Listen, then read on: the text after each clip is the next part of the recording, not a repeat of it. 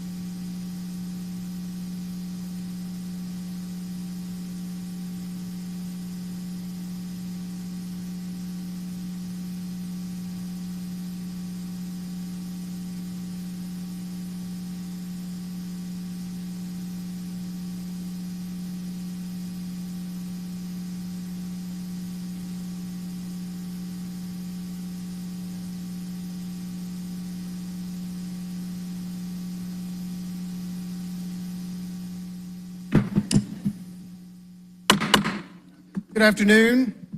I'm Doug Shipman, Atlanta City Council President, calling to order this meeting regularly scheduled of the Atlanta City Council Monday, May 20th. I would ask the clerk to call the opening roll. Good afternoon. We have Council President Doug Shipman, Present. Councilmember Michael Julian Bond, Councilmember Matt Westmoreland, Post 2 at Large. Here. Councilmember Jason H. Winston, Council District 1. Here. Councilmember Aria Faroqui, District 2. Here. Councilmember Byron Amos, District 3. Councilmember Jason Dozer, District 4. Councilmember Liliana Bakhtiari, District 5. Councilmember Alex Wan, District 6. Councilmember Howard Shook, District 7. Councilmember Mary Norwood, District 8. Councilmember Dustin Hillis, District 9. Councilmember Andrea Olboon, District 10. Councilmember Marcy Collier Overstreet, District 11. Councilmember Antonia Lewis, District 12.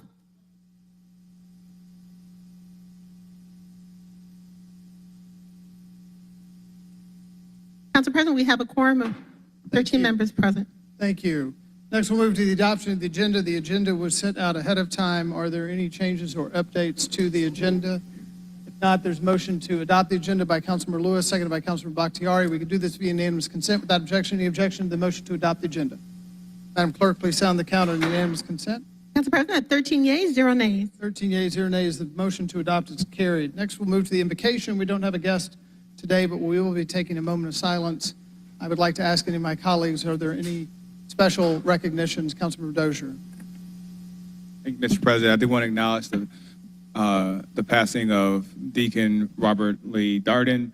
Both Mr. and Mrs. Darden were fighters in the Peoplestown community, and we lost Ms. Darden just last year. And so our thoughts are with the family who have gone through a lot over the last decade with the city of Atlanta, and particularly in the last year and a half as the matriarch and patriarch of that family are no longer with us. Thank you. Others? Councilmember One. All right, I'm going to try and do this. As many of you know, several hours after our last council meeting, my mother passed away very suddenly. And over the last 2 weeks, as our family has rallied around each other and reminisced, I want to just share some things with y'all, my public family, about the incredible woman that she was. The terms, character descriptions that have come to mind are she was tough. She and my father immigrated to the U.S. to the deep South in the mid-'60s in the middle of the Civil Rights Movement with limited English skills. They were determined to make a life for me and my sister. And yes, she was a tiger mom, but only because she set her expectations high for me and my sister. But she was always there to express her pride, her support, and her faith that we could be everything that we wanted for ourselves. Second characteristic is she had a very strong sense of community and heritage.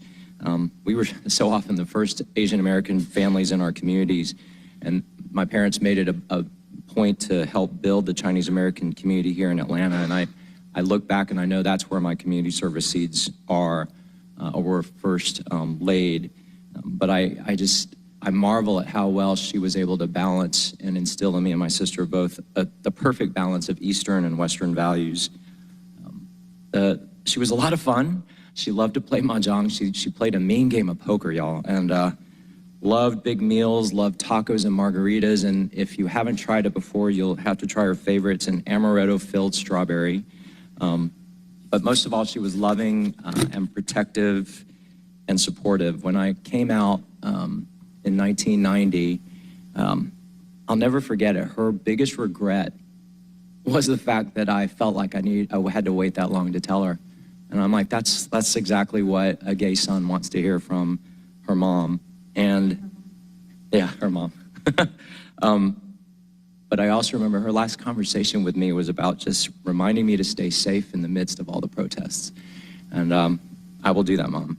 So in that spirit, and coupled with how she fiercely valued the importance of family, I want to thank everybody for the support that y'all have generously extended to me, my father, and my sister. We're going to have a celebration of life on June 8th because that's what she would want. And I know that I've probably gone on a little longer than I had planned, but y'all, she was my mama. And may she rest in peace and power. And I'll love you forever. Thanks.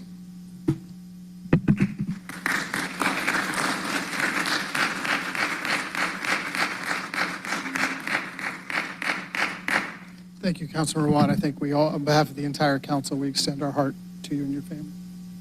Councilmember Lewis. Want to make sure we pray for the family of Douglas Banks Sr., a young brother murdered on Cleveland Avenue 2 weeks ago. We know him as a father of the community. He would typically walk his kids up and back and forth to school. So prayers to the family of Douglas Banks Sr. Thank you. Others? Councilmember Bakhtiari. Thankfully, that is way louder than I expected it to be. Thankfully, this is not a passing, but if we could continue to keep Kenyatta Mitchell's husband, Jamal, in our prayers as he recovers from his incident with a ruptured aneurysm. We could continue to uplift him in his recovery. That would be deeply appreciated. Thank you. Any others? With those and with those unnamed, would you please join me in a moment of silence?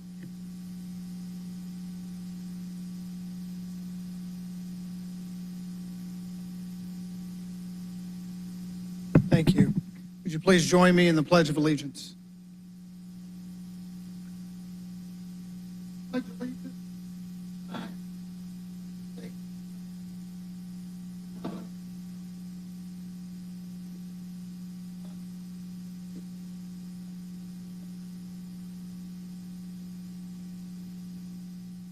We'll now move to proclamations, commendations, and other special awards. We have the 5 listed and then one additional brief one for the NLC. So first, I'd like to ask Councilmember Boone to come forward, and all of those who are here for the recognition of Goodwill Industries of North Georgia, CEOs Keith Parker, to join us. If you're going to join us on the dais, actually, because of this stage, the logistics are very tough. You need to actually come out of the chamber, come around in through the side door to join us up on the dais. Councilmember Boone.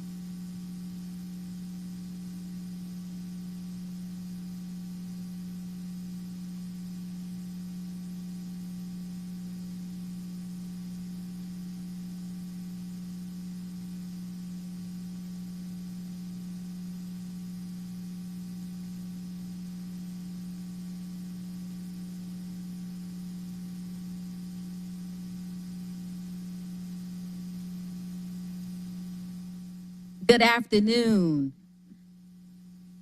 Today we are honoring Goodwill Industries of North America and CEO Keith Parker for outstanding and dedication to the city of Atlanta and beyond.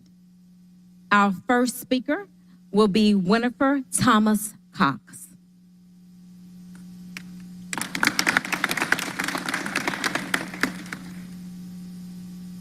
Well, thank you, Councilwoman Boone, for recognizing our efforts during this season of giving. And also thank you to the rest of City Council and President Shipman. Giving back to the community through such efforts is one of the building blocks of our mission to put people to work. Through our 14 career centers, Goodwill of North Georgia helped connect over 22,000 people to new jobs last year, and with more than 80% of those jobs being living wage jobs. We are committed to not having people move from unemployed poverty, but to provide them with the opportunity to earn a wage that allows them to adequately care for themselves and for their families. Just last week, we celebrated the accomplishments of our latest graduating class from the organization's esteemed workforce training programs. The ceremony honored 370 graduates. This year's graduating class has seen remarkable success, with over 160 graduates already securing positions with top employers such as Amazon, such as the Georgia Department of Transportation, Kubota, Cottrell, FedEx, the RNN Group, MARTA, Old Navy, and Goodwill itself. As an organization, we will continue to support our community, not just by helping them to get a job, but a better job and a career. And also by providing essential resources and assistance that help with overcoming those barriers that create obstacles for them to step into their opportunity and the world of prosperity for them. And now, Elaine Armstrong. Thank you, Winifred. So I not only serve as Vice President of Marketing for Goodwill, but I also happen to have the pleasure of serving on the board of Agape Youth and Family Center. One of the things that Winifred didn't mention is that Goodwill has a huge heart. Our team members came together over this past holiday season and collected hundreds and hundreds of items for those people who are unhoused, but also hundreds of toys. And so those toys went to Agape, and what they do is they serve more than 200 students, all ages, ranging from kindergarten all the way up to 12th grade. And they made sure that each one of those children had at least 2 new toys for all of them to open on Christmas Day. It was made possible by the efforts of Goodwill's 3,000 team members who donated out of their own kindness and their own hearts to make sure that this happened. So on behalf of Agape and on behalf of the 200 families who were able to be served in our city, thank you so much. And before we hear from our CEO, Keith Parker, we have a short video.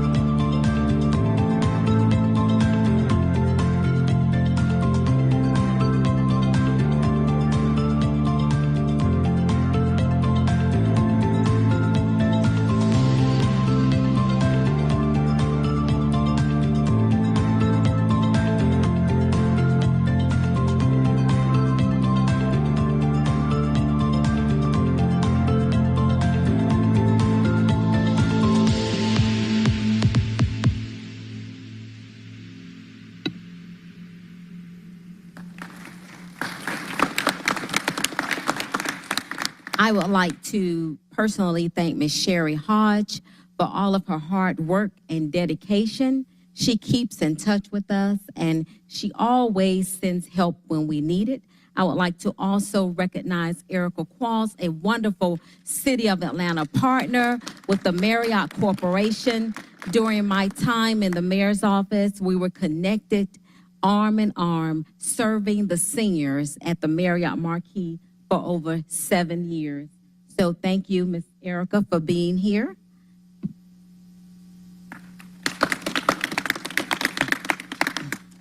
Special Recognition Award presented to Keith T. Parker, President and CEO of Goodwill Industries of North America. You have influenced and inspired citizens of Atlanta by going above and beyond the call of duty in responding to and providing exemplary service and leadership to the citizens of Atlanta. We commend you the Atlanta City Council. Look at me, look at me, though, look at me.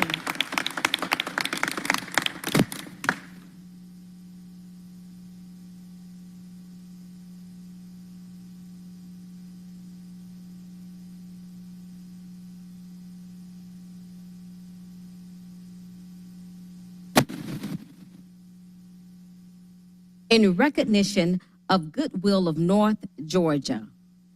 Whereas the Atlanta City Council is pleased to recognize Keith T. Parker and Goodwill of North Georgia for the positive impact you have provided in the Atlanta area.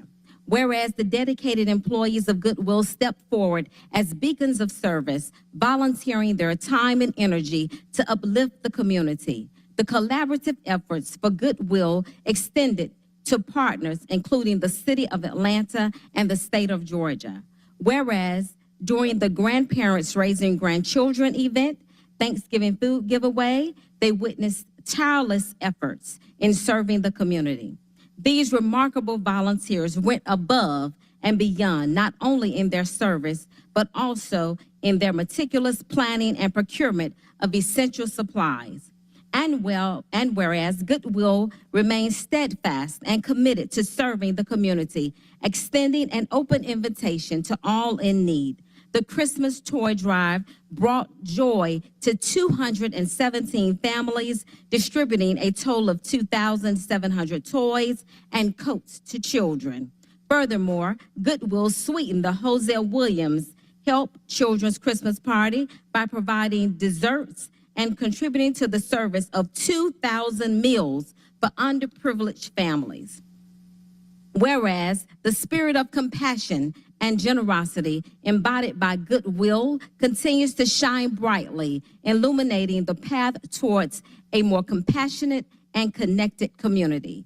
Now, therefore, be it resolved that we, the members of the Atlanta City Council, on behalf of the citizens of Atlanta, do hereby recognize Goodwill on May 20th, 24, and proclaim today Goodwill Day in the city of Atlanta.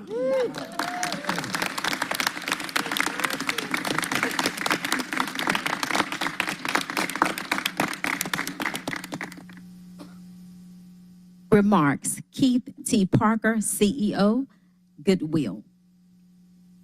Well, I tell you, if he is anywhere near as good as that, I'm going to feel like it was a good life lived. So thank you so much, President Shipman. Thank you so much, Councilwoman Boone, for the extraordinary gift and grace that you have shown this organization.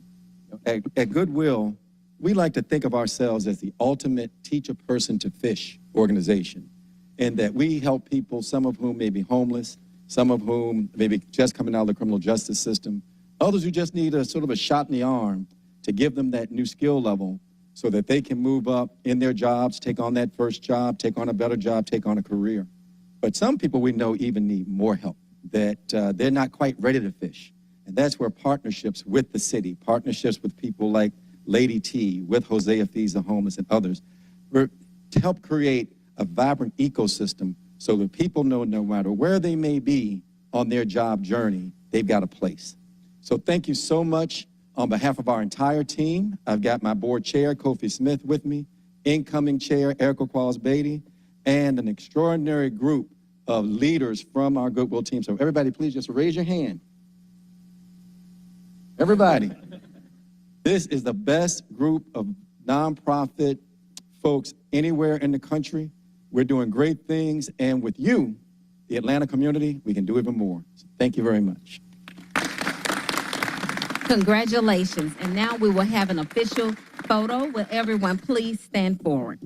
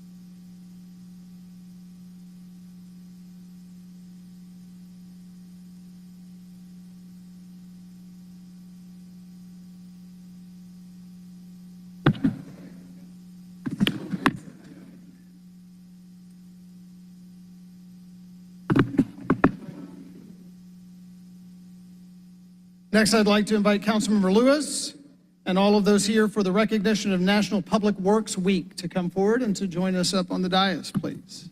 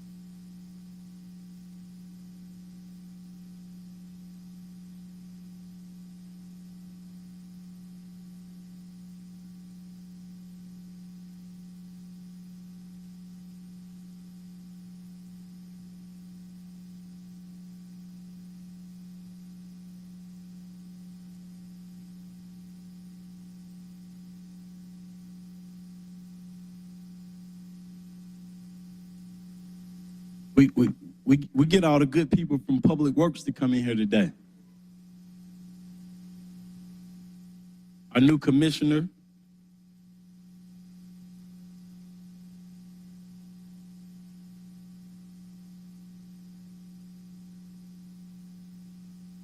and if we have people come up, we're gonna fill the whole side. We're gonna bring people on in. We're gonna act like we like each other a little bit today.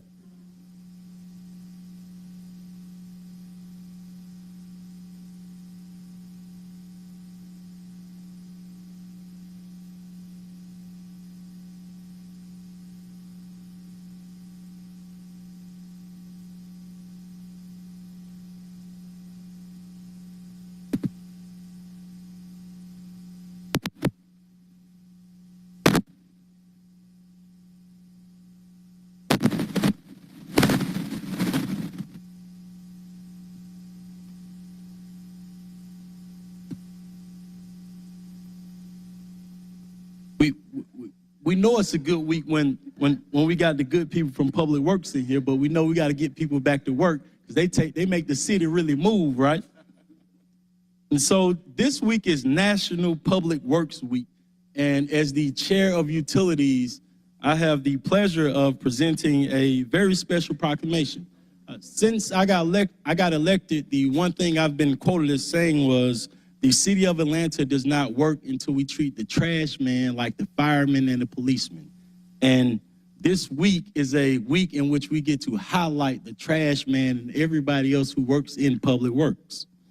So I'll first invite my colleagues up, and I'll invite to see if anybody wants to speak first to honor of National Public Works Week. But first have Councilmember Boone.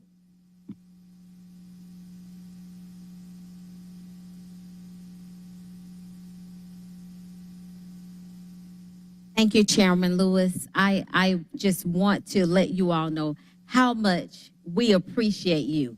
Without this department, the city of Atlanta would not work as well. Thank you all so much. To those unsung heroes out in the field that could not be here today, we commend you. This honor is for you also. And I want to thank our interim commissioner. He has been doing a wonderful, wonderful job. Let's give him a hand. Again, thank you all so much for what you all do. Councilmember, we have Councilmember Bond. Thank you, Councilmember Lewis. I want to say thank you to all of the employees and those who work around in the Department of Public Works for what you do, for all of the citizens of Atlanta. One of the things that people need to remember is that the Department of Public Works and what it supports touches every citizen of the city of Atlanta. Some people may be blessed enough to never call 911. They may be blessed enough never have to come down and City Hall to do it. But streets that you maintain, piping, I don't want to say garbage, the waste that you carry away, maintenance on the city. You know, if it wasn't for the Department of Public Works, Police and Fire, Councilmember Lewis, wouldn't have streets to drive on. So it is the work that you do. You are the cardiovascular system of the body of the city of Atlanta. Because of you that we live, your work. We don't want to take you for granted, so we want to thank you for the selfless work that you perform on behalf of our city. Thank you, Councilmember Lewis, for taking out time to recognize these great unsung people. Do we have any more of my colleagues? And so this is a very special department to me. Before I came to City Council, I worked for ASME, and that's the union. And we literally represent our public sector workers. And so I had the opportunity to travel the entire country and advocate and fight for raises and fight for just dignity in the workplace. And we always will understand that Dr. King, he went to Memphis to fight for the trash man. And so I'll always be quoted as saying, the city don't work until you treat it. I say the firemen because we know everybody loves the firemen, right? So I say the city of Atlanta does not work until we treat the trash man like the fireman. And I'll pass it right on to our commissioner if anybody else wants to speak from the department. Thank you all so much for the words, not only of support, but inspiration. We carry that inspiration into the highways and byways of the city of Atlanta. We continue to do the good work of servicing the citizens of this city. We take great pride in what we do, continue to be committed and devoted to that work. It is a laborious effort, but we do it with ease because we're so dedicated. The staff that you see here is only a small representation of the great men and women of DPW that are out there doing this work, doing it in a fashion that brings dignity to this department and to this city. I want to let you know that I am grateful to have the opportunity to serve in the capacity as interim commissioner for this department, and onward and upward to continue to do this great work. Thank you. Anyone else in the department want to speak? Okay, so I'll read the proclamation. The Atlanta City Council, in recognition of National Public Works Week, whereas the Atlanta City Council is pleased to recognize National Public Works Week, a week dedicated to educating the public about the value of necessities of public work projects and public work professionals, and whereas public work professionals focus on infrastructure, facilities, and services that are vital to sustainable and resilient communities. The public health, high quality of life, and well-being of people, and whereas public work plays a vital role in rebuilding, improving, and protecting our nation's transportation, water supply, water treatment, solid waste systems, public buildings, and other facilities essential for our citizens, and whereas this week energizes and educates the public on the importance of public works in their daily lives. The professionals handle planning, building, managing, and operating at the heart of the local communities to improve everyday quality of life. Now, therefore, be it resolved that we, the members of the Atlanta City Council, on behalf of the citizens of Atlanta, do hereby recognize the 64th Annual National Public Works Week and urge all citizens to pay tribute to our public work professionals and recognize the contributions they make to our protecting our national health, safety, and quality of life. Now we'll do what Councilmember Bond says we do, and we'll take a photo.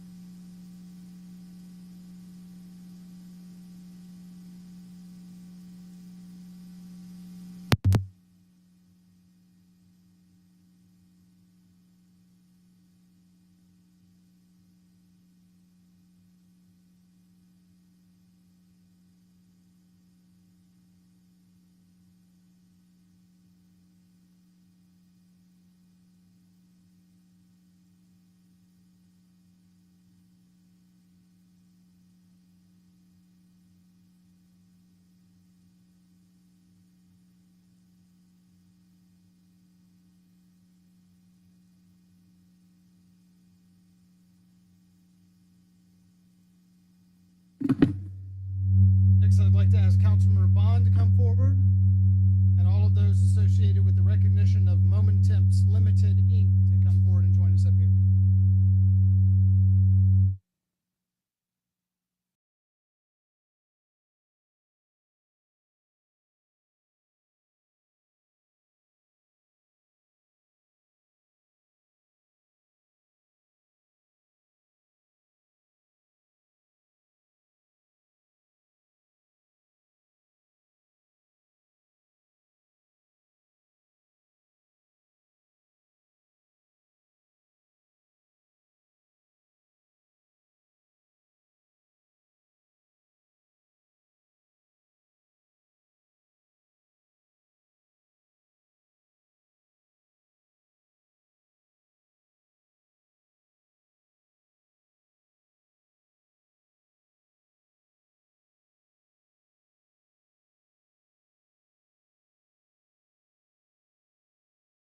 Thank you, Mr. President. I want to say good afternoon to everyone here in the chamber and, of course, who's watching us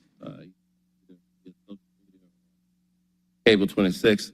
It is really a pleasure to be here to honor an organization that has worked for over 20 years in making sure the least of these in our community are housed and well taken care of. So without further ado, I have a proclamation signed by all members of the Atlanta City Council in recognition of Moment Temps Limited. Whereas the Atlanta City Council is pleased to recognize Moment Temps Limited Incorporated as an organization that's demonstrated an unwavering dedication to fostering community-based support for adults transitioning into a higher standard of living. And whereas the organization's comprehensive approach includes safe, drug-free transitional housing, stabilization, and employment, and has facilitated access for ongoing treatment and support for individuals, thereby empowering those individuals to achieve self-sufficiency, to break the cycle of homelessness and substance abuse as they embark on a path that is more fulfilling and more self-sustaining. And whereas Moment Temps Limited has been a pillar of support in the Atlanta metropolitan area since 2003, over the decades, they have been recognized by the American Red Cross, among other groups, for their extraordinary efforts assisting with individuals affected by hurricanes and national disasters, in addition to the daily work that they do. And whereas the exemplary leadership under Terrence Smith, CEO, Jessica Anderson, President, and Davina Bonner, Vice President and Secretary, has propelled the organization forward, ensuring a strategic direction for the program development and organizational efficiency and accountability. And whereas Moment Temps Limited Incorporated provides support for up to a year, giving individuals the time and the resources necessary to transition successfully into a higher standard of living and a more satisfied personal well-being. And now, therefore, we, the members of the Atlanta City Council, and have the citizens of the city of Atlanta hereby proclaim this day as Moment Temps Day and are incorporated in our fair city. In witness thereof, I have set my hand and have caused the seal of the city of Atlanta to be hereunto affixed. Congratulations, Moment Temps.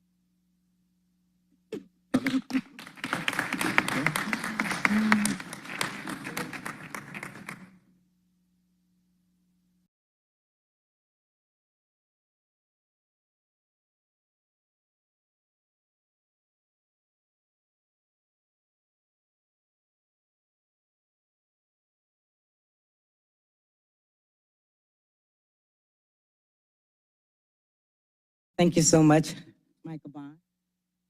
Moment Temps started back in 2003. We've been going on for over 20 years. Our foundation started with men. We always wanted to house men because we always felt like men are the foundation of our women and children. And as long as we can keep our men housed, out of jail, and servicing their families, we can have our households as one community. And with the CEO, Terrence Smith, I'd like to go for him to go ahead and have some words.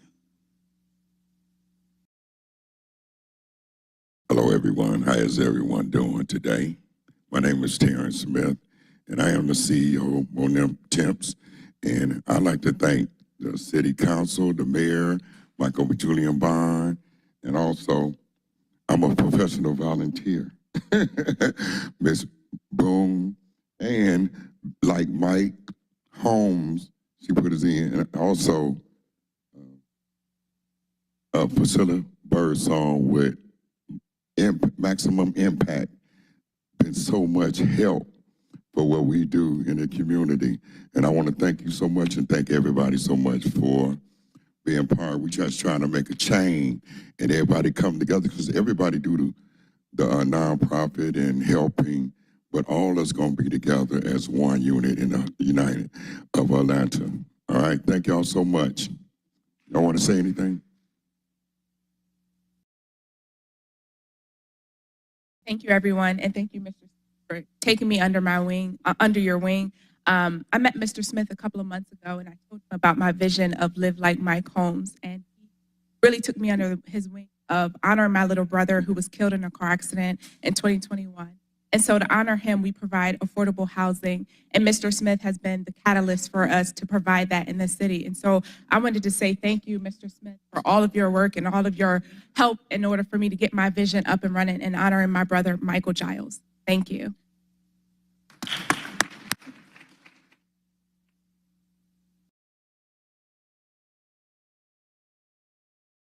We have heard about all of the wonderful, wonderful work your organization does, and we are so very proud of you. This is just a small token of our appreciation for all you do. Thank you, Councilmember Michael Julian Bond, for honoring this very worthwhile event.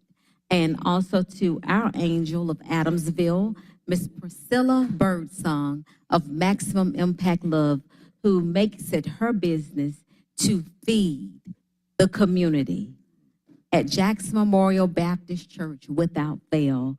We love you. Thank you for all you do and for lifting other organizations up such as these. Thank you. Thank you, everybody. And I count it a blessing to be here. It's an honor and a privilege to be able to go out and help constituents, families, individuals that are lost and hopeless out there. And Terrence, I met Terrence just helping Miss Boone out there in the community. And me and Terrence began to partner together, and his organization began to come to our organization to begin to meet every need that they have. And that's what our organization does. Maximum Impact Love is an organization that reaches out, and we have a food pantry, we do resources, we do homelessness, we do every mental health, employment, we have a second chance program, and I believe we are the best thing that ever happened to Adamsville community. We just did an event at the Watney Cook Senior Park, and we fed over 500 constituents on Saturday, and we gave out over $165 free groceries with free health care and everything. And I'm so grateful for Councilmember Boone, Julian Bond, and all of these people standing up here, because without them, a lot of families would go unnurtured. And I'm so excited to be on this team up here, and God bless you guys. As we begin to move, I think I'm going to point something out to the public. I don't want to. All of these folks are either heads or the administrators of nonprofits that do tremendous work. These individuals also still volunteer their time with other nonprofits in the community. Terrence has been, I know he's been volunteering 4 years now, individually. You've come out and volunteered. We all crisscross. So these are people who not only head up organizations that do good, they do good personally. And they deserve a big round of applause for that. So let's do that for them. They are never too busy to wash the feet of others. God bless. So let's take our official photo.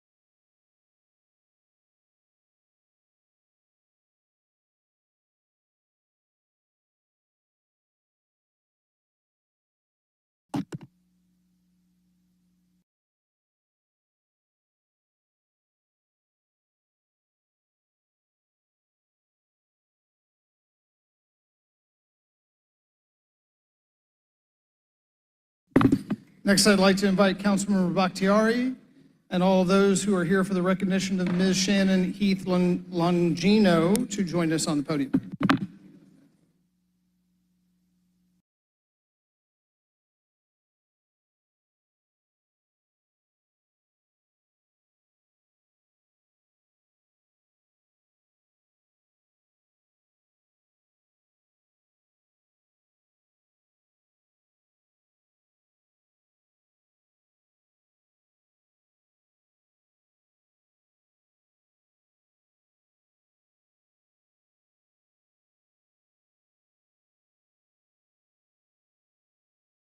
Y'all just come on around. We can fill in.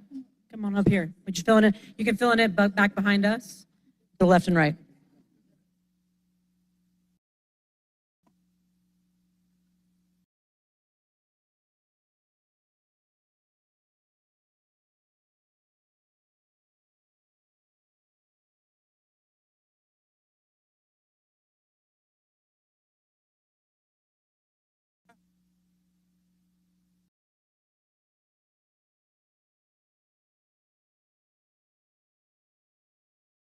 Thank you. So it is my very distinct honor and privilege to be able to present a proclamation today in recognition of Shannon Heath Linino.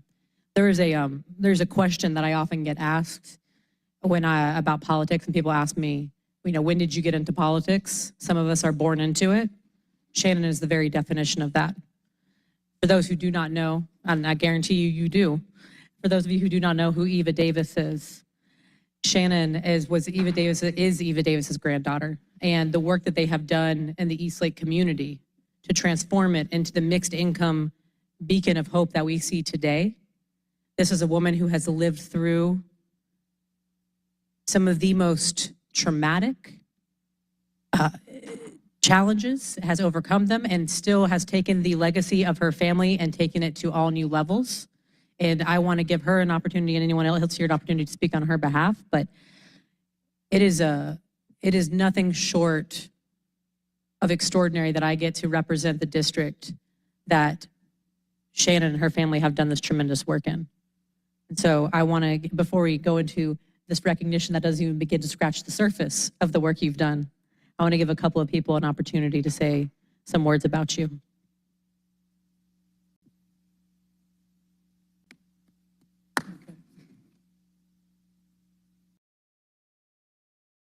How are you making your way up here in these heels?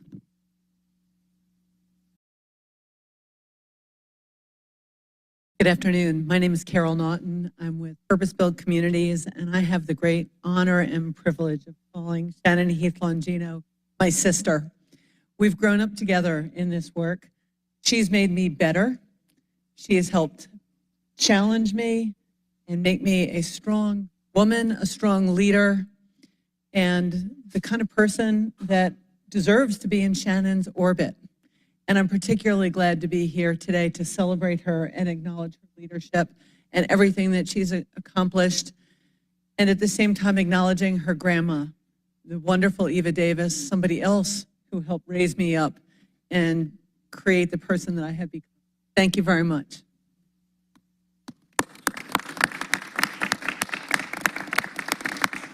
I'm Ilham Askia. I'm the current president and CEO of the East Lake Foundation. So Carol started all this work. I get to continue the great work that Carol, Ms. Davis, Mr. Cousins, and Ms. Glover did almost 30 plus years ago. So my Shannon story is Shannon embraced me immediately. She said, we did a lot of work back then. What are you going to do now? And I said, I'm going to continue the legacy. I'm going to fight the good fight. I'm going to educate the new people moving into the city of Atlanta how important and special the East Lake community is. And I could not do that without understanding the history. And Shannon took time out of her day, my first 4 months on the job, which was almost 2 years ago, to say, this is why we're here. This is why I'm still here. Shannon is just an amazing ambassador, not just for East Lake, but for all of the city of Atlanta. Affordable housing is her passion, is her mission, is who she is. And she makes that evident every time she walks in the room. So it is my honor to stand here on stage with your family, all of my colleagues across the city to honor you on this amazing day. Congratulations, Shannon.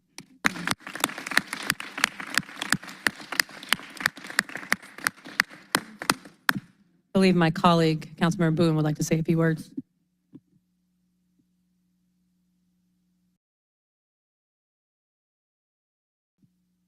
Shannon, thank you for all your family has meant to the city of Atlanta.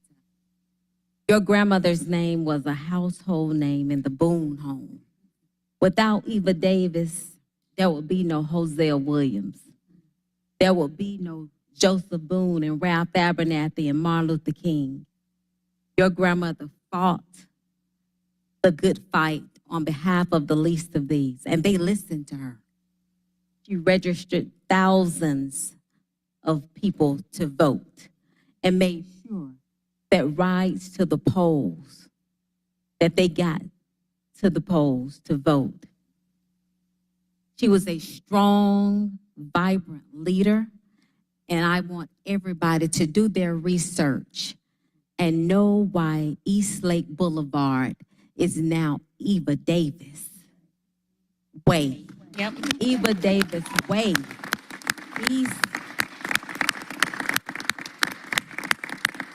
It's more than a street name, more than letters on a green sign.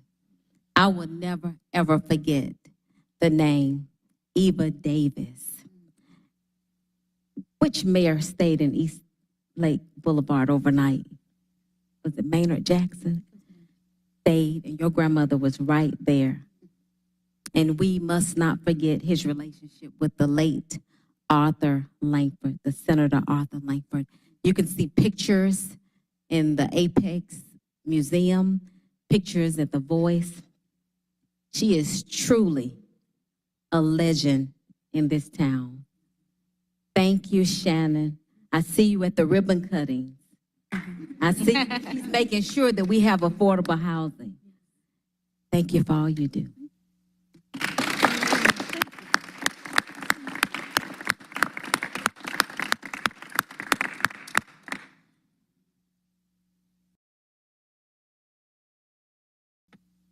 First and foremost, good afternoon, everyone. Good afternoon, everyone. Good afternoon. All of y'all, I love seeing your faces, and thank you for all that you do for our city. And I know each of you are here for a reason, so thank you for your passion of whatever brought you here today. I want to say thank you again to the City of Atlanta, City Councilwoman Bakhtiari, City Councilwoman Andrea Boone, Matt Westmoreland, Councilman. You know, this work isn't easy. And being raised in East Lake, I was born, number one, didn't know what my assignment was, but my grandmother was quickly able to show me that quick and in a hurry about, number one, making sure the maths. 1 minus 1 is 0. One less person speaking up and using their power and their impact and their influence for the greater good of mankind is the crime. One person knowing that you are in a position of power and you have an ear and a platform to not help those who are coming behind you. We're all one check away from needing affordable housing. We're all one check away from needing help. And so I ask and applaud everyone that what you're doing is great, but what we have to continue to do is more.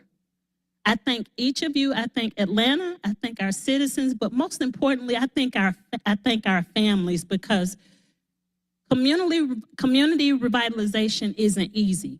It takes every stakeholder to play a part.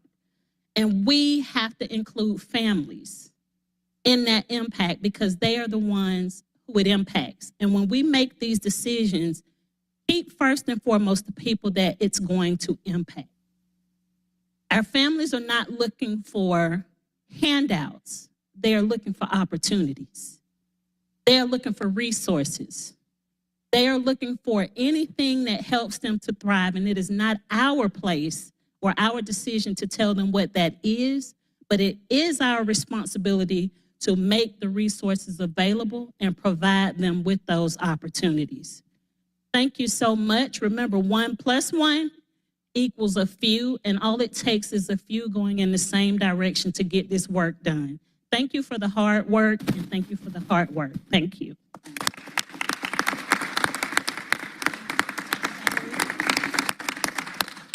And there is one story I do want to tell that Mayor Franklin told me once upon a time.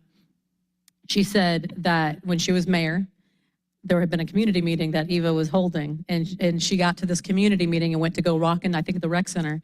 And she said she came to walk in as the mayor of Atlanta to enter into this community meeting, and Eva Davis was standing outside with her arms crossed in that famous pose. And she goes, I don't know where you think you're going. She's like, coming to the meeting. And she said, you didn't tell me ahead of time you were coming, so you're not letting this building. She turned the mayor of Atlanta around and sent her on home. But the advocacy that it takes to do this work, to live through so many near-death experiences, to continue to take up that cross and keep going. And one thing Shannon has taught me, and one thing the legacy of this community has taught me, is the work is never done. And the thing I deeply, deeply, deeply respect and appreciate, and I will take with me into my career, is it's not about watching Shannon achieve such great successes and continue to reach back behind her to remove the barriers so others can do the same. And she tells her story without shame, unabashedly, nor should she feel shame for what she has gone through and accomplished. And most importantly, her and the Eastlake Foundation work to build a bench, because they are not so vain that they believe that there will be no one that comes after them. So they ensure to build for others so that they can continue that work, because like I said, it's never over. It spans generations, decades, centuries. So I could go on all day long, but I'll go ahead. I know we have things to do, so I want to go ahead and read this proclamation in recognition of Ms. Shannon Heath Longino. Whereas it is with great honor and profound recognition that the Atlanta City Council hereby acknowledges and celebrates Ms. Longino for her unparalleled 30-year dedication, commitment, well, 30-year, no, we need to start it when you were 8 years old, but okay. 30-year dedication, commitment, and invaluable contribution to the city of Atlanta, and in particular, her beloved home, the Eastlake community. Ms. Longino's life journey towards service began in her youth, inspired by her grandmother, Ms. Eva Davis, a beacon of hope for the Eastlake Meadows community, whose fearless tenacity championed better living conditions and opportunities for its residents. And the transformative vision of Ms. Longino, her grandmother, and the community manifested in the redevelopment of the Eastlake Meadows into the vibrant mixed-income community known as the Villages of Eastlake, fostering safety, prosperity, and inclusivity. And the exemplary legacy of service displayed by Ms. Longino, her grandmother, and the community. I already read that part. Ms. Longino's exemplary legacy of service, marked by her relentless pursuit of progress and community development and restoration, continues to inspire and uplift individuals and communities alike through her ongoing leadership roles with the Institute of Real Estate Management, United Way of Atlanta, Drew Charter School, and the Eastlake Women's Alliance. And of her many accolades, Ms. Longino has been recognized as one of the Atlanta's magazine Women's Making a Mark, Atlanta Business League's top 100 women of influence, a distinguished leader of leadership, Atlanta, one of 2024's top women leaders of Georgia by Women We Admire, and this year's Corporate Champion Award recipient from the Georgia World Congress Center. And just last month, Ms. Longino was inducted into Morehouse College's Distinguished Martin Luther King Jr. Board of Sponsors for individuals whose life and work exemplify the ethical ideals promoted by the college's most prominent alums, Dr. Martin Luther King Jr. And whereas Ms. Longino's legacy of service continues to inspire and uplift, with generations of Atlantans recognizing her for her trailblazing leadership, compassion, and proven results. Now, therefore, be it resolved that we, the members of the Atlanta City Council, on behalf of the residents of Atlanta, do hereby extend our most profound appreciation and admiration to Ms. Shannon Heath Longino for her outstanding contributions to the city of Atlanta and its residents. We commend her exemplary service, leadership, and unwavering commitment to advancing the interests of our city and its diverse communities.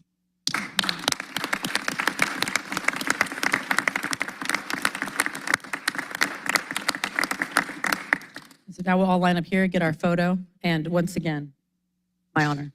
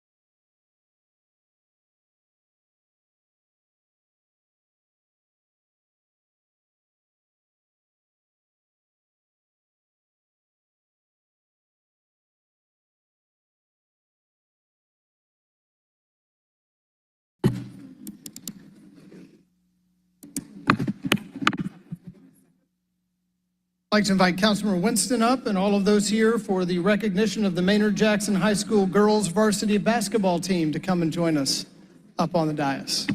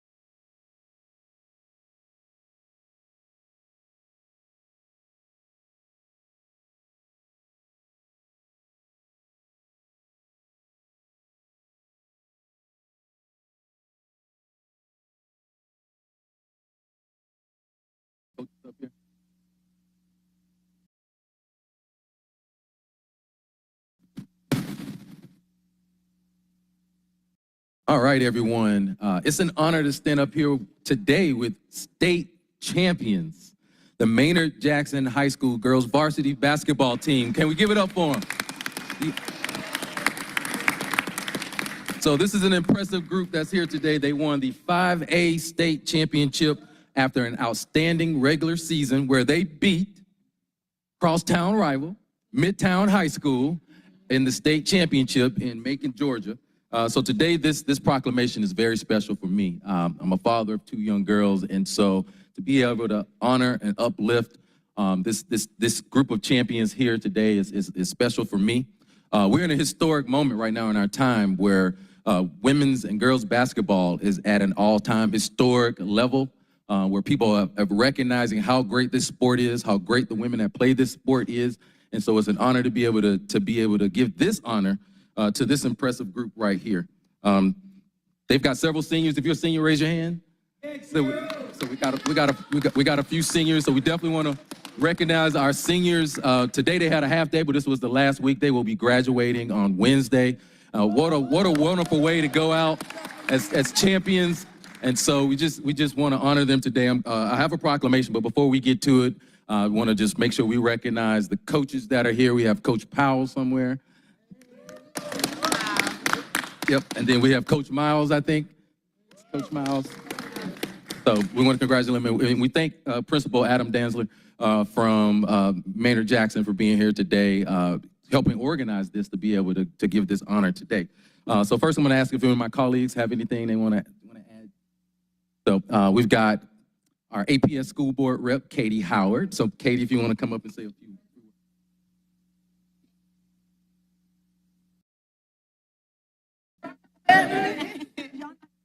We'll have to work on that. Yes, I want to make sure to congratulate this incredible and history-making girls basketball team. You guys are awesome. Huge accomplishment. You're absolute proof that hard work, determination, perseverance, grit, a whole lot of spirit, and a whole lot of teamwork will take you all the way. And as your Board of Education member and a very proud Maynard Jackson parent, I am so, so proud of you all today and always. And even if you did beat my alma mater, I did go to then Grady High School, but I am so proud of you all for this victory, and it was pretty awesome that you all came together in the end. With that being said, MJJ all day. Thank you. Next we have APS School Board Representative Ishay Collins. Good afternoon, everyone. Just want to thank you all so much, but more importantly, just really celebrate the tenacity and the courage and also just the strength of our girls basketball team. They really showed out this year, and it was just an honor to not only have #1 in this state, but also #2. And thank you so much for representing us. I also want to just thank Principal Dancer and the coaching staff for doing everything that it took to bring our girls to this moment. We really appreciate you all. And I just echo Board Member Katie Howard's sentiments and say thank you all so much. Congratulations again. We're extremely proud of you and our seniors. We look forward to shaking your hands on Wednesday, but we will miss you dearly and we love you so much. Thank you. Thank you. And we also have Deputy Chief of Staff Theo Pace, who's Deputy Chief of Staff to Mayor Dickens, who also will have a few words and has something as well. Good afternoon, everyone. My name is Theo Pace, and I serve as Deputy Chief of Staff for Mayor Andre Dickens. And although the mayor could not be here today, he wanted to be sure that someone from his administration was here to offer congratulations to these young scholar athletes, their parents, the volunteers, of course, the coaching staff, and the principal as well, and of course, the Maynard Jackson family. So in part, this congratulatory letter reads, as the 61st mayor of Atlanta, I'm honored to join the Atlanta City Council in celebrating your team's remarkable achievement, 2024 GHSA 5A Girls Basketball State Championship. This victory marks a pivotal moment in your school's history, and I'm proud to celebrate this extraordinary accomplishment with you.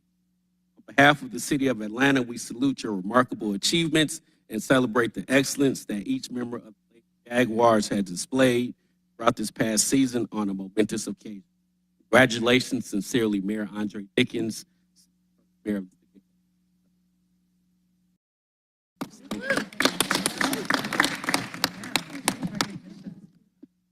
Thank you, Mr. Pace. Any other words? So we're going to bring up Coach Powell here. Come on, Coach.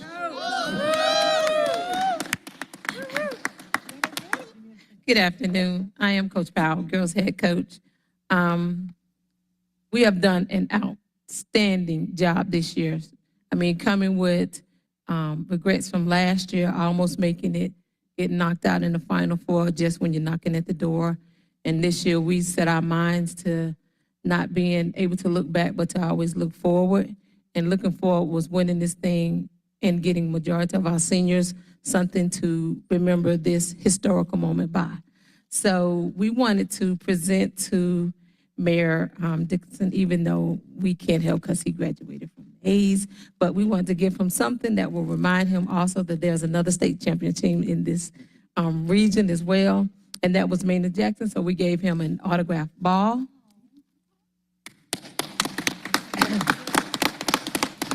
We also gave them some pads to write on. Just remember next time you're writing down, the school that gave it to you was Maynard Jackson. We also gave you and your assistant some T-shirts, just in case you forget what we look like.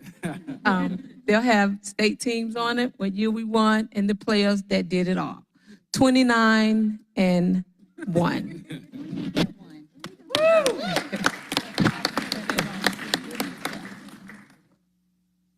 Whether they fit or not, you can always frame them. And we just want to say thank you for this proclamation. Yes, British. So next we have British. Good afternoon. Hi, my name is Bridget McKinney. I'm one of the captains here. I'm a senior this year, so I'm graduating. Yeah, okay, I got you. My fault. But I just want to say that the real thing that really drove us this year was us on the Final Four after that game that we lost. That feeling that we never want to feel that again. So we had to make sure that we handled business. And as of right now, our business is finished. Thank you.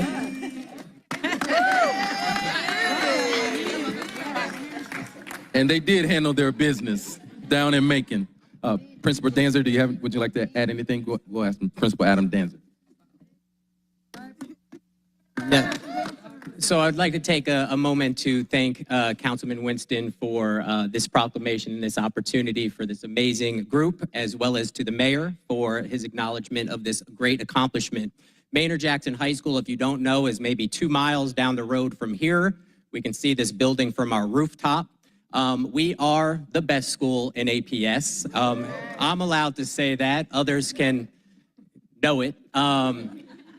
But what makes me the most proud is this athletic accomplishment, this trophy is wonderful. I love to win, but winning without character is one thing. Winning with a team of young women like we have here behind us makes it even more special. And I can truly attest to that. They are special young people who don't just excel on the court, they excel inside the classroom, inside the community, at Jackson and outside in the greater community. I could not be more proud of a group of young people than I am of them, as well as their coaching staff. Besides Coach Powell and Coach Miles, we have Coach K and Coach Paul, who put in countless hours all year working with our students. And so we have so much, there's so much with young people going on in the world in these moments, but I can tell you in Atlanta and beyond, kids are doing well, they're doing great, they're making us proud. Our future is bright, and I can tell you that this is not the last time these young women will be recognized. So thank you all for this opportunity and for the support.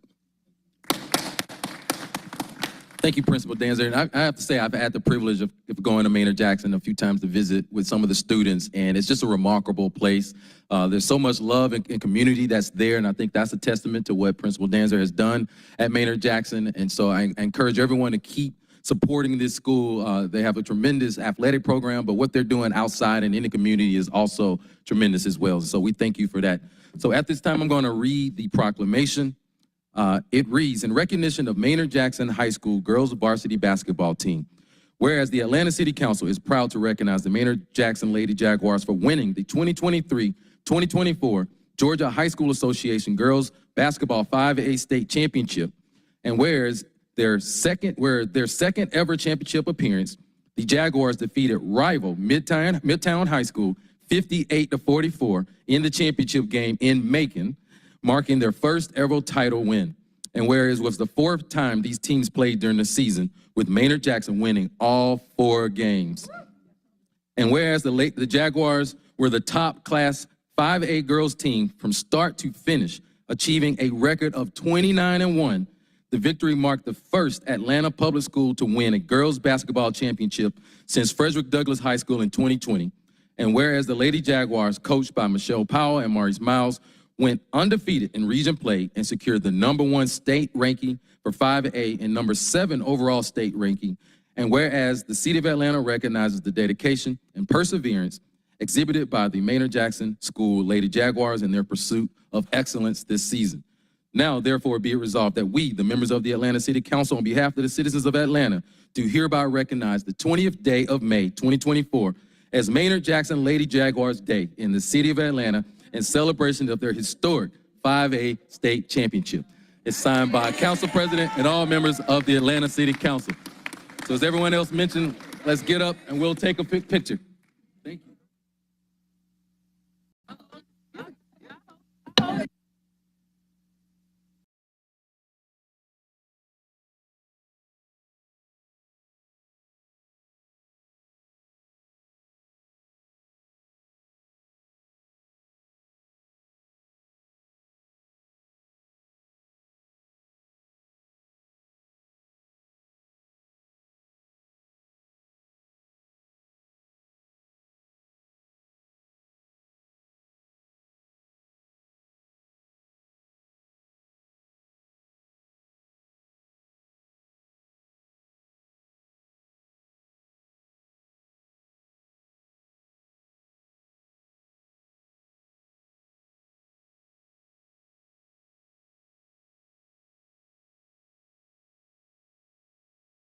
Take care.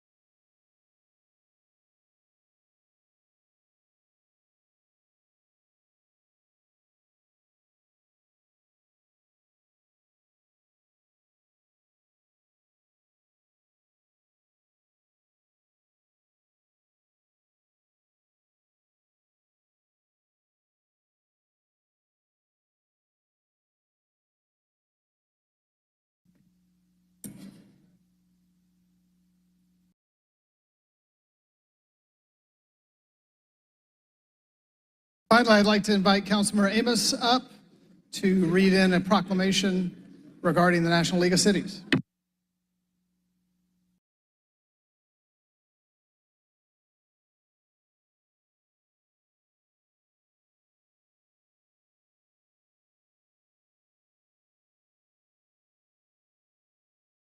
Thank you, Mr. President. Just reading this into record, which will be presented at a later date, but this is a proclamation from the Atlanta City Council in recognition of the National Cities, Towns, and Villages Month.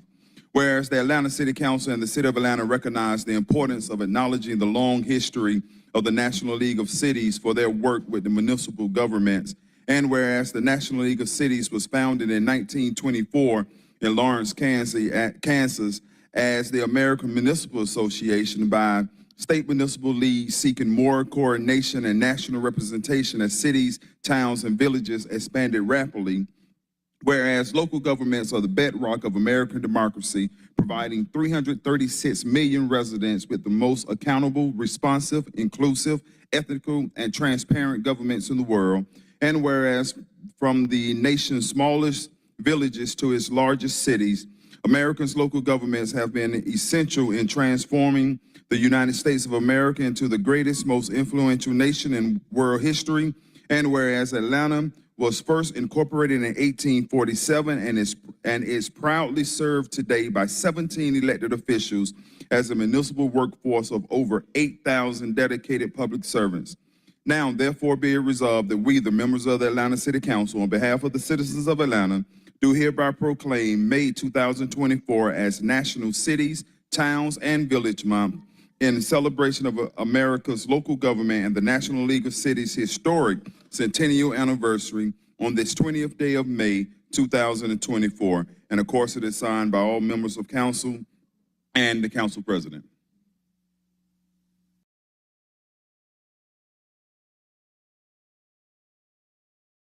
Thank you. Next, we will move to statements from the public. I would remind everyone that they will have up to 2 minutes unless they have been yielded time on the list. You cannot yield time unless it has been yielded on the list. We have several speakers today, so I'd like to ask us to keep it moving. First up today will be Alalu Winfinke. And again, if I have mispronounced anybody's name, I apologize in advance, and please do correct it for the record. You'll have up to 2 minutes.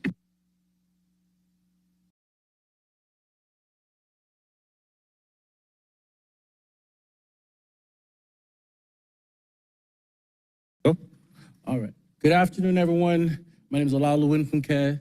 A few of you are familiar with me and my voice and what I do, but for those that don't know me, in this short period of time, with this 2 minutes, I'll try to get it out. I own a company named TPU Technologies, Inc., Timed Pickups, TIMEDPICKUPS, Timed Pickups. So we're a transportation company. We've been in business for close to 10 years right now, and we're looking for capital. We've been running for that long, but right now to expand, we need capital. I've sent out some books to you guys. I'm not sure if you guys have looked over them, but I sent out some books. Right now, to run the company as it's supposed to, it's about we need about $2 million a month to run it the way that it's supposed to be run. Overall, we're looking for close to 90, so about 87 million, and that's to actually run it the way that it's supposed to. Right now, we've been in business. We work with a lot of hotels. We work with a lot of airports. We're not just in Georgia. We're all over the U.S. However, we're looking for help. So if you guys would like to know more about the company, you can visit our website, www.timedpickups.com, or I bought the domain name acunajr.com, acunajr.com, so that'll be easier for you to type it in, LOL. But yes, so that's my company name, and I look forward to, and of course, don't necessarily, it's needed, the 2 million, but if we start off with working capital with like 150 to 200, that's something we can do as well. But there's just a lot of costs and things that me and the company have been taking care of, and we'd like some help with that. So I appreciate you guys, and thank you for listening. Thank you. Thank you. Next up will be Richard Wilson.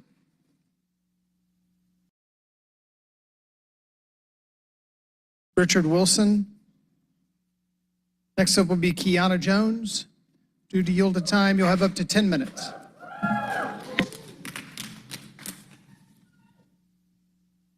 Good afternoon, President Shipman and Council. Good afternoon to all the public that came here today, and especially to our America who showed up in Atlanta despite not necessarily being residents of Atlanta but anyway, it doesn't matter, because when you have right-wing dark money funding you in ties to the Heritage Foundation, you can probably do just about anything.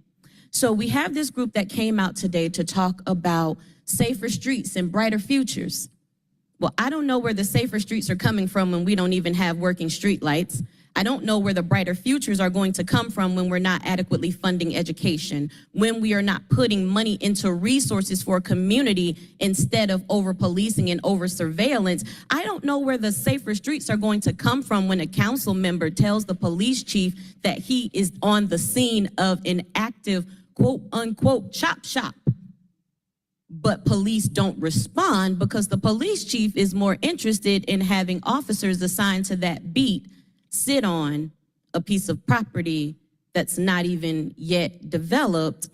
But I'm wondering about those safer streets and brighter futures when the city budget, the largest passed in history, is giving 1/3 to so-called policing, but we can't stop an active so-called crime. I'm wondering about those safer streets. I'm also wondering how it is that we find these people. Actually, I don't think that it's really hard to understand how we find these people who are willing to be paid and come and speak in support of something, because we know that the mayor has paid others to come and speak in support of Cop City with really, really watered down and inaccurate talking points. But what I want to say today, particularly about policing in Atlanta, because I happened to be on the campus of Emory University when APD showed up with GSP and brutalized peaceful protesters. That response to the Emory encampment, despite what they are telling you on the news and on mainstream media, was totally unwarranted. I witnessed with my own two eyes, y'all. And I know y'all are always like, oh, Reverend Keanu, you're always talking about Palestine and Cop City and blah, blah, blah, blah, blah.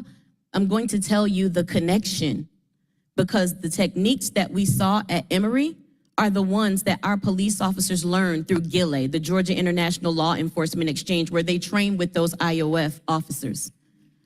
I saw the protesting encampment being kettled. That is an Israeli technique. And if people don't know, the Israelis have the worst record on human rights in the world. In the world. When I saw the way that officers brutalized an elder who's a professor, and literally all this woman was saying was, I'm a professor. I saw APD officers and GSP officers push this woman down and drag her on the sidewalk. And that is not an exaggeration.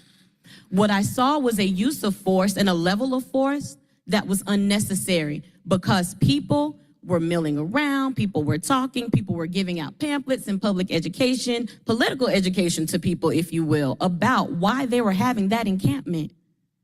And officers came and just grabbed. When I say the guns with the pepper ball bullets, the guns with the rubber bullets, I have a video on my phone of one professor who was standing behind me, and she was kind of elevated, standing on a platform, and she just kept screaming, "They're children, they're children, they're children."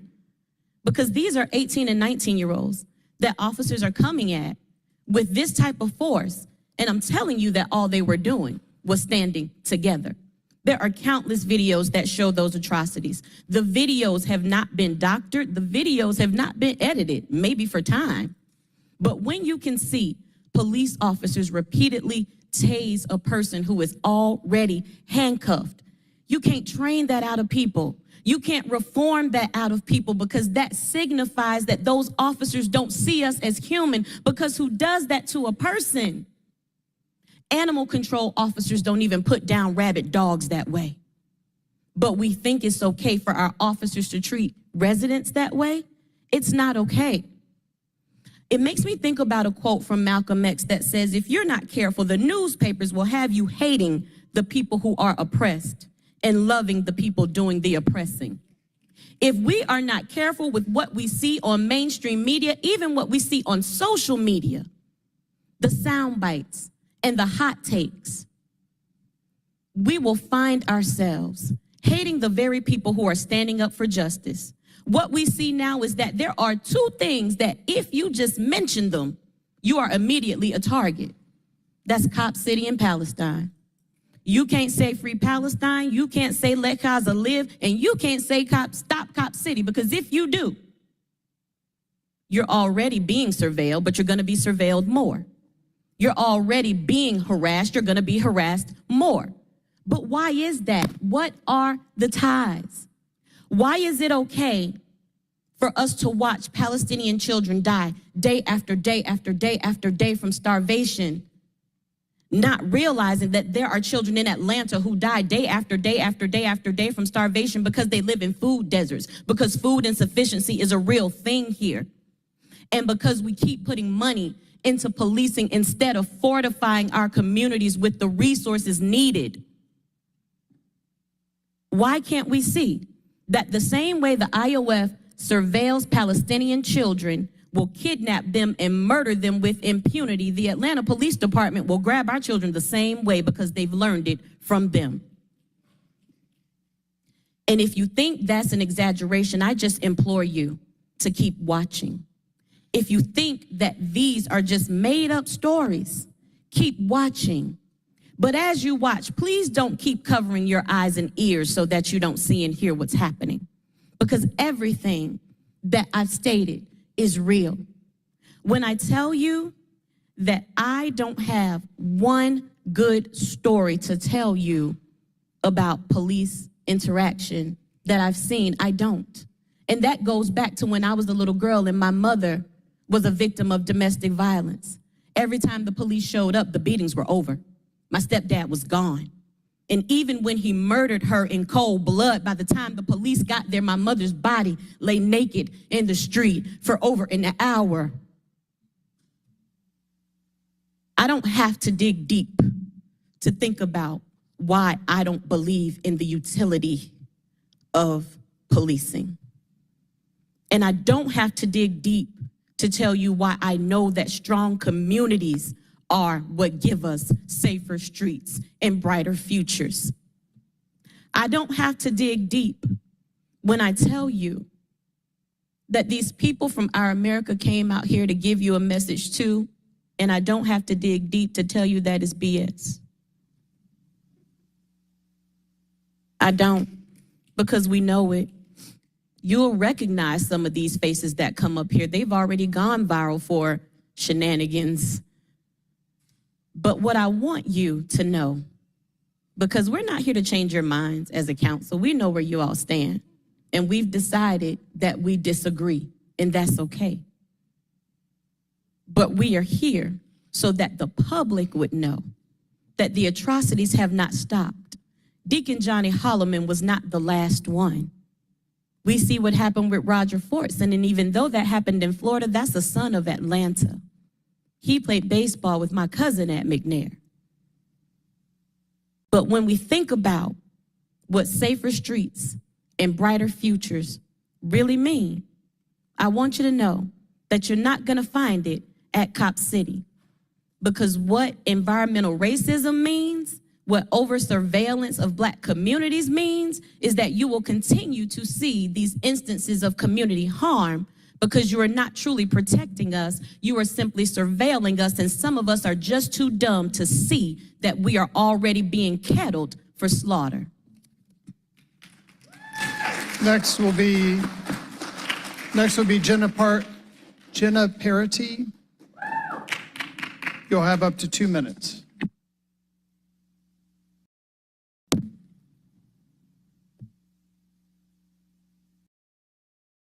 Good afternoon. My name is Jenna Parity, and 2 weeks ago I graduated from the Rollins School of Public Health at Emory University. It is because of my work in and out of the classroom and my expertise that it is incredibly clear to me that Cop City is a public health issue and that it must never be built. Part of the public-facing advertisement for Rollins and Emory is its Atlanta location. As the public health capital of the world, it has been incredibly frustrating to see the school and citywide response to the dangers that Cop City poses. In school, we learn all about the social determinants of health and how they affect how we live, work, play, worship, and how all of this ends up affecting our health. If Cop City is allowed to come to fruition, it will harm those determinants in countless ways. Think about how the millions of taxpayer dollars that would be allocated towards Cop City could be used to improve the healthcare system, the roads, the education systems. How can you sleep at night knowing that you could make people's lives better and instead are actively choosing to make them worse? Furthermore, as so many people have stated so many times, Emory and Atlanta are inseparable. You can barely turn a corner in the city without seeing something that contains the Emory brand. So it is not a reach to assume that the egregious police brutality that we saw on our campus on April 25th, 2024 is the police brutality that we will see if Cop City is built. We can expect to see Black and brown people terrorized, tased, beaten, tear gas, pulled from crowds for no reason, arrested, left in hot cars, carted through the judicial system without mercy, criminalized for simply standing up for what is right. Simply for existing as people of conscience who cannot bear to stand idly by while violent tactics are shared by oppressors. From Atlanta to Palestine over and over again. It does not have to be this way. You cannot allow this violence to keep happening. It is not the people who are the problem, it is the police. You cannot frame anyone who is brave enough to stand up against injustice in the city as an outside agitator. In closing, I'll leave you with a quote from Audre Lorde that I hope is especially relevant for the Black faces I see on this council today. We do not have to romanticize our past in order to be aware of how it seeds our present. We do not have to suffer the waste of an amnesia that robs us. We know what it is to be lied to, and we know how important it is not to lie to ourselves. You know better, so do better. Have the day you deserve. Thank you. Next up will be Henry Jordan. You'll have up to 2 minutes.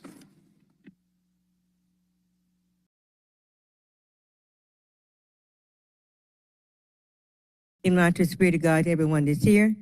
He that worketh deceit shall not dwell within my house. He that telleth lies shall not tarry in my sight. Psalms 101, chapter 7, verse. The ideal king sing to the Lord, keep his personal life pure, and administers social justice. When James Griff took the credit and paid for what Christ did in me, and you honored it, then God told me to stand against James' unrighteous deeds. Let your light so shine before men that they may see your good works and glorify your Father which is in heaven. Matthew 5th, chapter 16, verse. Ye are the light of the world, describes the essential mission of the Christians to the world. When you deny what Jesus has done in me for his glory, how can he give it to you? Every valley shall be exalted, and every mountain shall be made low, and the crooked shall be made straight, and the rough places high. Isaiah 40, chapter 4, verse. Your plan can't work or deliver like Jesus' plan can. But this voice, John the Baptist, calling from the desert, the people of Judah are called to make the crooked straight and the rough places plain in preparation for the coming of the Messiah.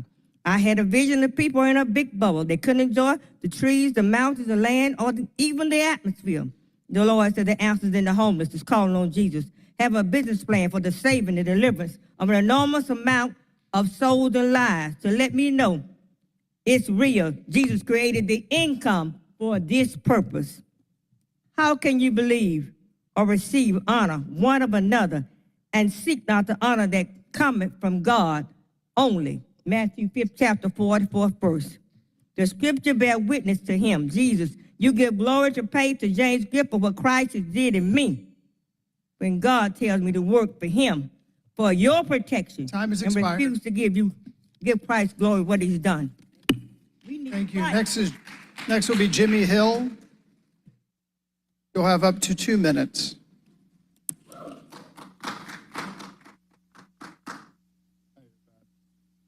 Jimmy Hill, I'm the father of Jimmy Atchison, who was murdered by police in 2019. Darker days of my life. Yesterday,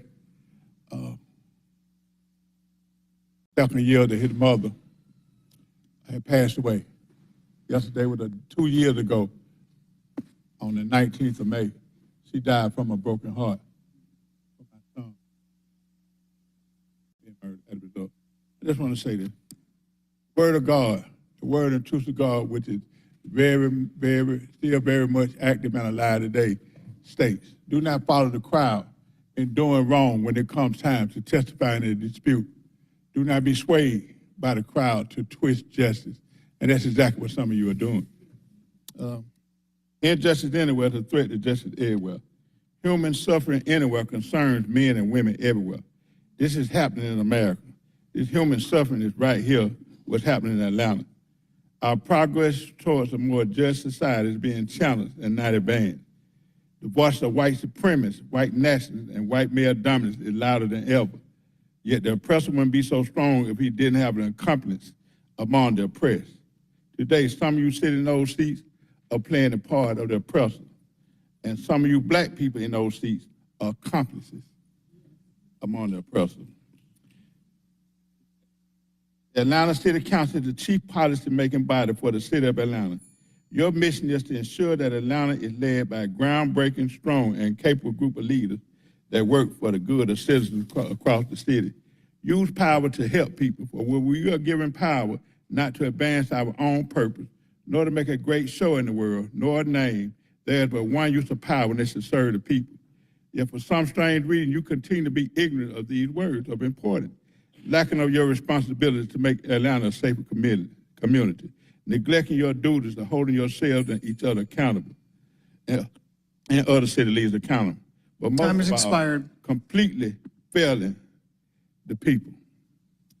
Integrity is telling myself the truth. Honesty is telling the truth. Time has expired. Thank you.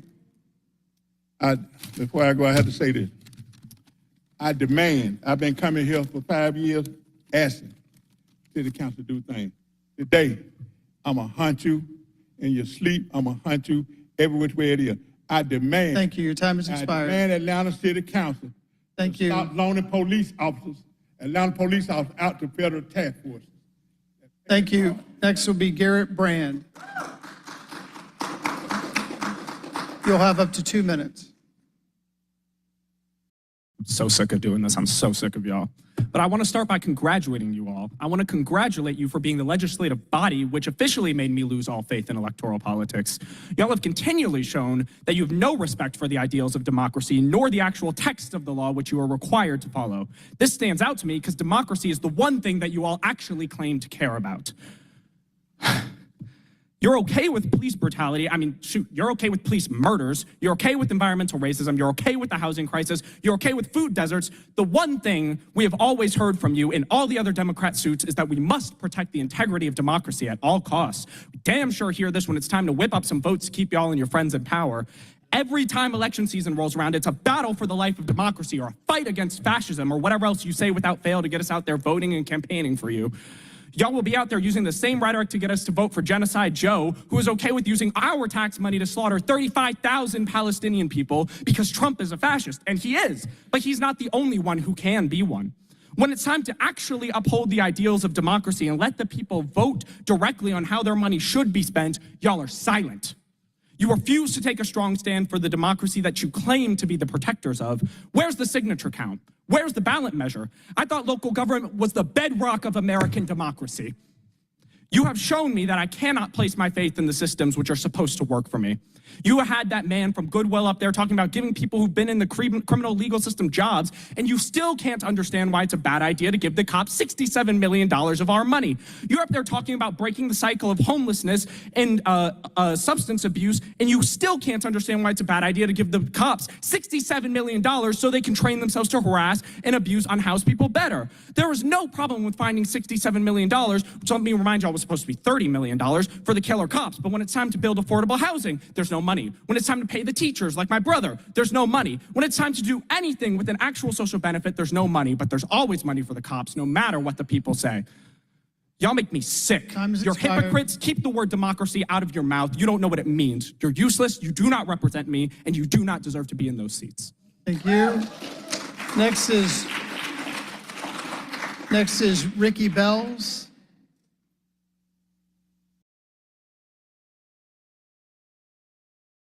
You have up to 2 minutes. Hey, y'all. My name is Ricky Bellis. 40 years ago, I was born at Piedmont Hospital. 20 years ago, I moved here from Augusta. 15 years ago, I got married at Central Pres. And 3 years ago, I bought my first house in Councilman Lewis's district. A few streets from the home my mama grew up in. I know, cool story, bro. But I tell you this to show that unlike some people here, my roots in Atlanta are deep. I love this city with all my heart, and it is because of that love that I am here with all of these other people to tell y'all that Cop City has got to be stopped. Members of the City Council, Mr. Mayor, I will not recite facts and figures here because you've heard them. I know that you have. Your constituents, the people whose roots nourish and uphold this city in a forest, have told you over and over in every way we can that we do not want this. We want community programs. We want public transit. We want education. We want parks. We want roads without potholes. We want schools without guns. We want a city where people of color can live without a target on their backs. I say again, we do not want Cop City. If you don't believe me, or the thousands of people who are stood before you saying the same thing, then just let us vote, y'all. It's an easy solution. Just let us vote. Now, I did say I wouldn't bore you with facts, but I will point out that the referendum petition has more signatures than both mayoral candidates received votes in the last runoff combined. 7,120 votes cast versus 116,000 signatures. Is that what you're afraid of, Mr. Mayor? Members of the council, Mr. Mayor, the people of Atlanta have spoken. We continue to speak. The question is, why aren't y'all listening? Thank you. Next is Angela Raphael. You have up to 2 minutes. My name is Angela Raphael, and I'm a resident of Atlanta in the Sweet Auburn neighborhood. I come to speak to you all today as a law student, as a student leader and organizer, and as hopefully one day as a leader in my community as you are now. I grew up learning the ideals of community, leadership, politics, and government. I grew up with the lesson that power should be derived from the governed and our political leaders work for us. Is it not your job to represent us and carry out our will? I ask you, what are you so afraid of that it's become such a burden on you to hear out the people's will? You already know exactly what we want, and you know how much we don't want Cop City, a gross misuse of the tax dollars we pay and have had no representation over. If you're not working for us, who are you working for?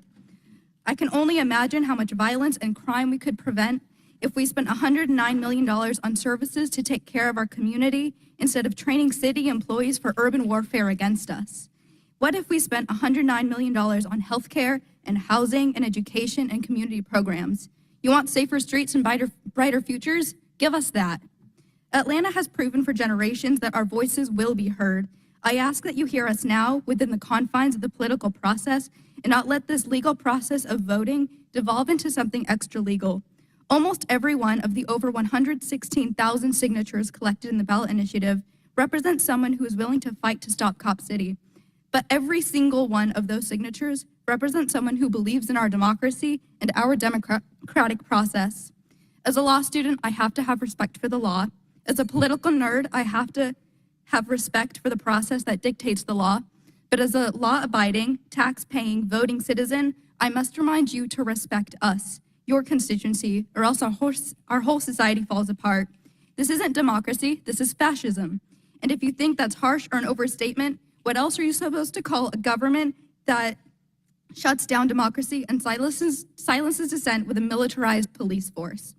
Revolution is not beyond us, and I see it on the horizon. But you have the power to intercept it and to protect the peace. Time's expired. So please stick to the legal democratic process and let us vote to stop Cop City before we start fighting to stop Cop City. How dare you turn the cradle of the civil rights movement into the birthplace of American fascism? Next will be Cole Bennett. Cole Bennett. We'll have up to 2 minutes. I wasn't going to speak today. I was going to cede my time, but I thought about it, and I actually have a lot to say. The parking lot on MLK is $14 for 3 hours.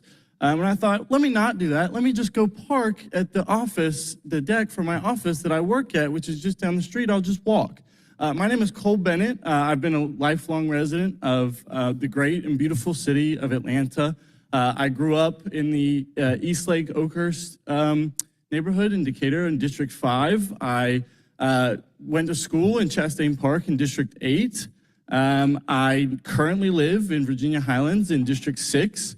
I just recently, I work in and just recently graduated from a top-notch Georgia State University Law School in District 2. I'm saying all this to tell you that that I, like some of the people here who are so worried about crime in Atlanta, I'm actually from Atlanta. And I actually care about what happens to the city. I actually live and work here and see our homeless brothers and sisters that seem to be rapidly increasing in quantity on the side of the road who, you know, maybe $109 million, $67 million of taxpayer money could help those people. With that money, you could also do such things as pay the parking for all of our America visitors today, and maybe even pay the payroll of all the Our America visitors today. Please, for the love of God, do whatever you can as a council member to stop Cop City. The people of Atlanta who actually live here do not want this. We do not want the police repression tactics that have been exhibited at Emory and other places. The cops don't keep us safe. We keep us safe. You are supposed to keep us safe. Do it. Thank you. Next will be Joetta Burnett. Joetta Burnett. You have up to 2 minutes. I'm here for Andre, to tell Andre Dickens, we want him to cancel the lease for Stop Cop City right now. And because it's wrong what they are doing, but no one cares. And last week on Friday, I went to court for this young man, shot 76 times, and a massacre was thrown in and massacred his hand. And it's sad because no one cares about the harm that they are doing to people. And I also want Atlanta out of Gilead. Yes, I do, because it's a corporation to harm people of color here in America and the Palestinians, because it's wrong what they're doing everywhere that they go. And we need help from this city council. And when are y'all gonna help us? Is anyone gonna tell me when are y'all gonna help us? Is anyone? No one's gonna help us?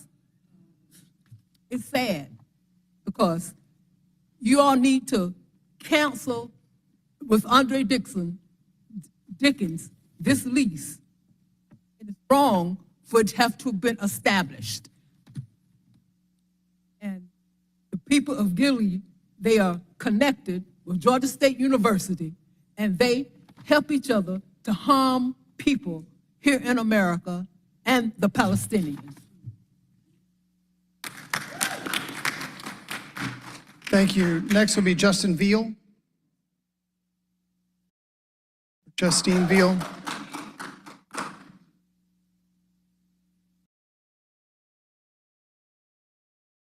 You'll have up to 2 minutes.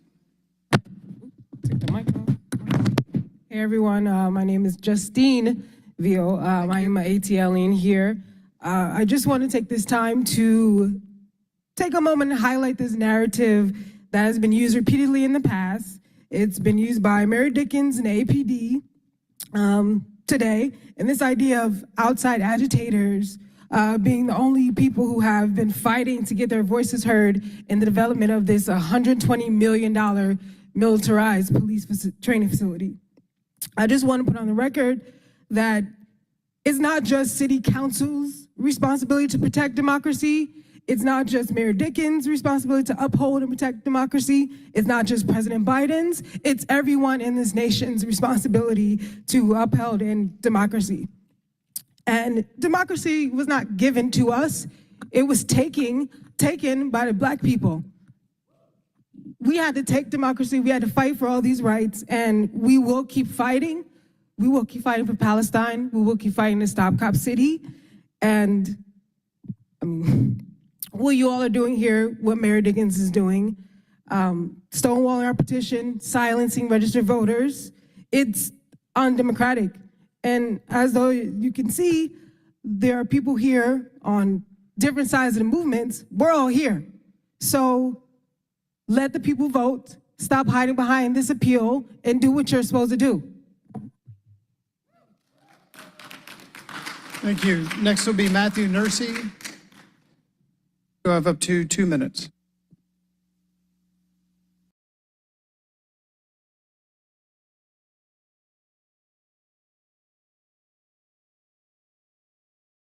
Thank you. Good afternoon. My name is Matthew Nursey, and I'm an organizer with the Housing Justice League. I'm here today in solidarity with my comrades in the fight against to stop Cop City.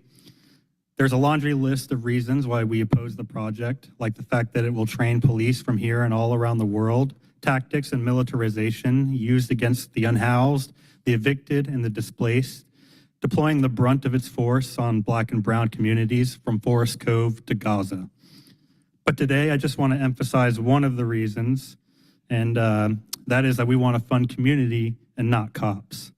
As someone who does housing work, one of the biggest hurdles in securing funding is the fact that so much money is earmarked for policing. It's been on my mind a lot lately. It seems as though whenever we are finally able to secure a meeting with one of y'all, one of the first lines of defense we hear is we have a budget. The budget is specific. We can't move money around. We can't do this or that because of the budget. City charter states that we have to commit at least 10% to public safety. Well, I'm here to remind you all, and whoever it is that needs reminding, that you vote on the budget. We've blown past the 10%, and are now at about 35% of the budget earmarked for policing. Last year, the APD received the largest budget increase, totaling almost $13 million.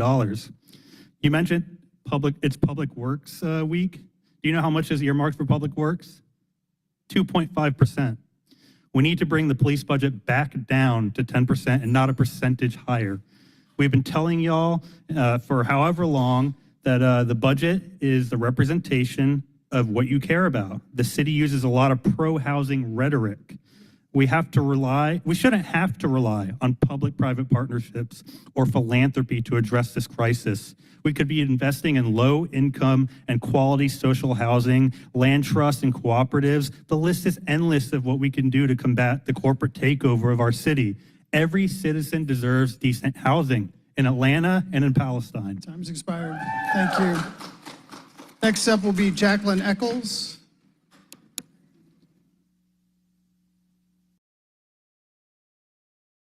Due to yielded time, you'll have up to 6 minutes.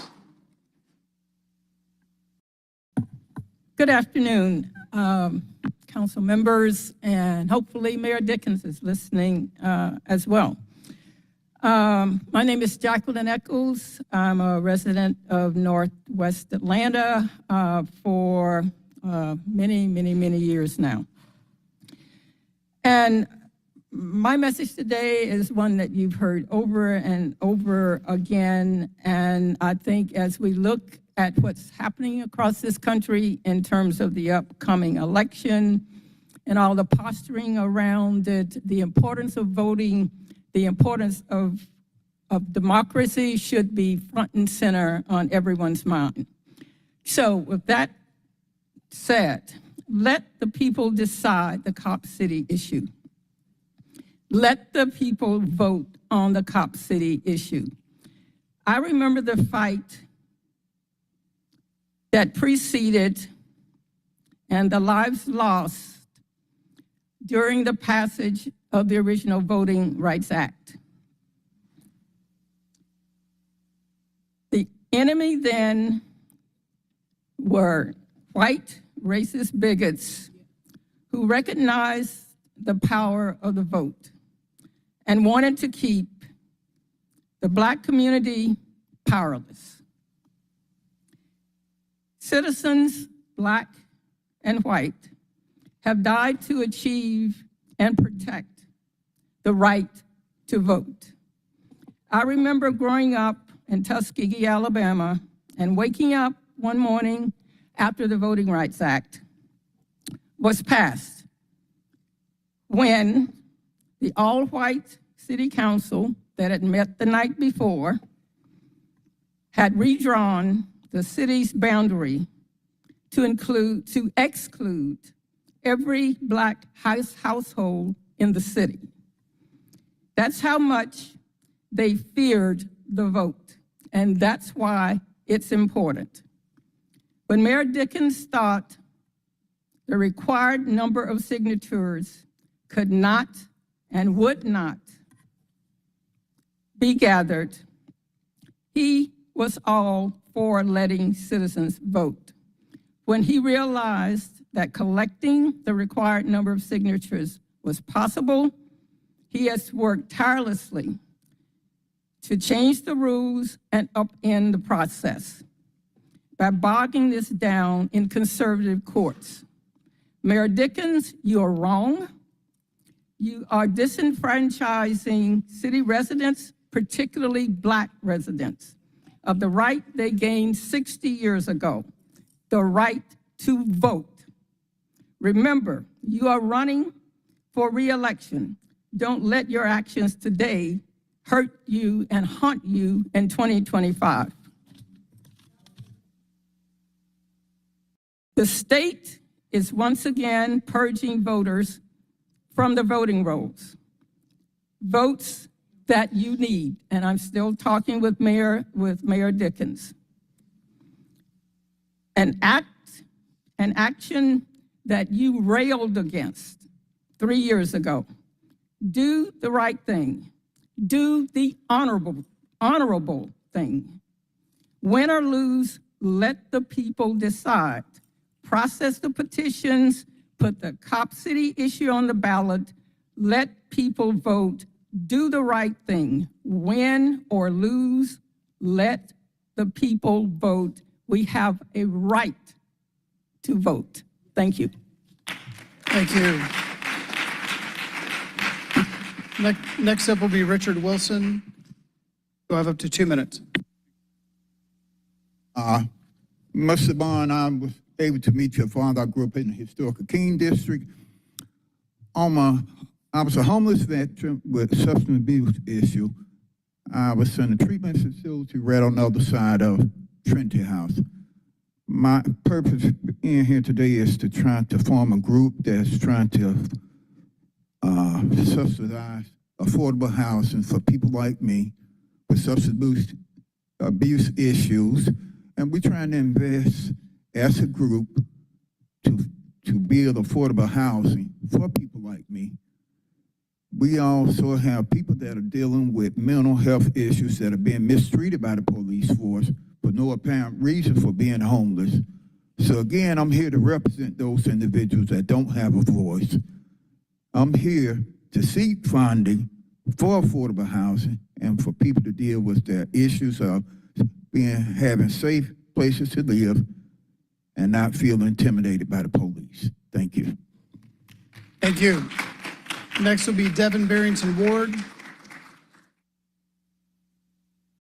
Due to yielded time, you'll have up to 10 minutes.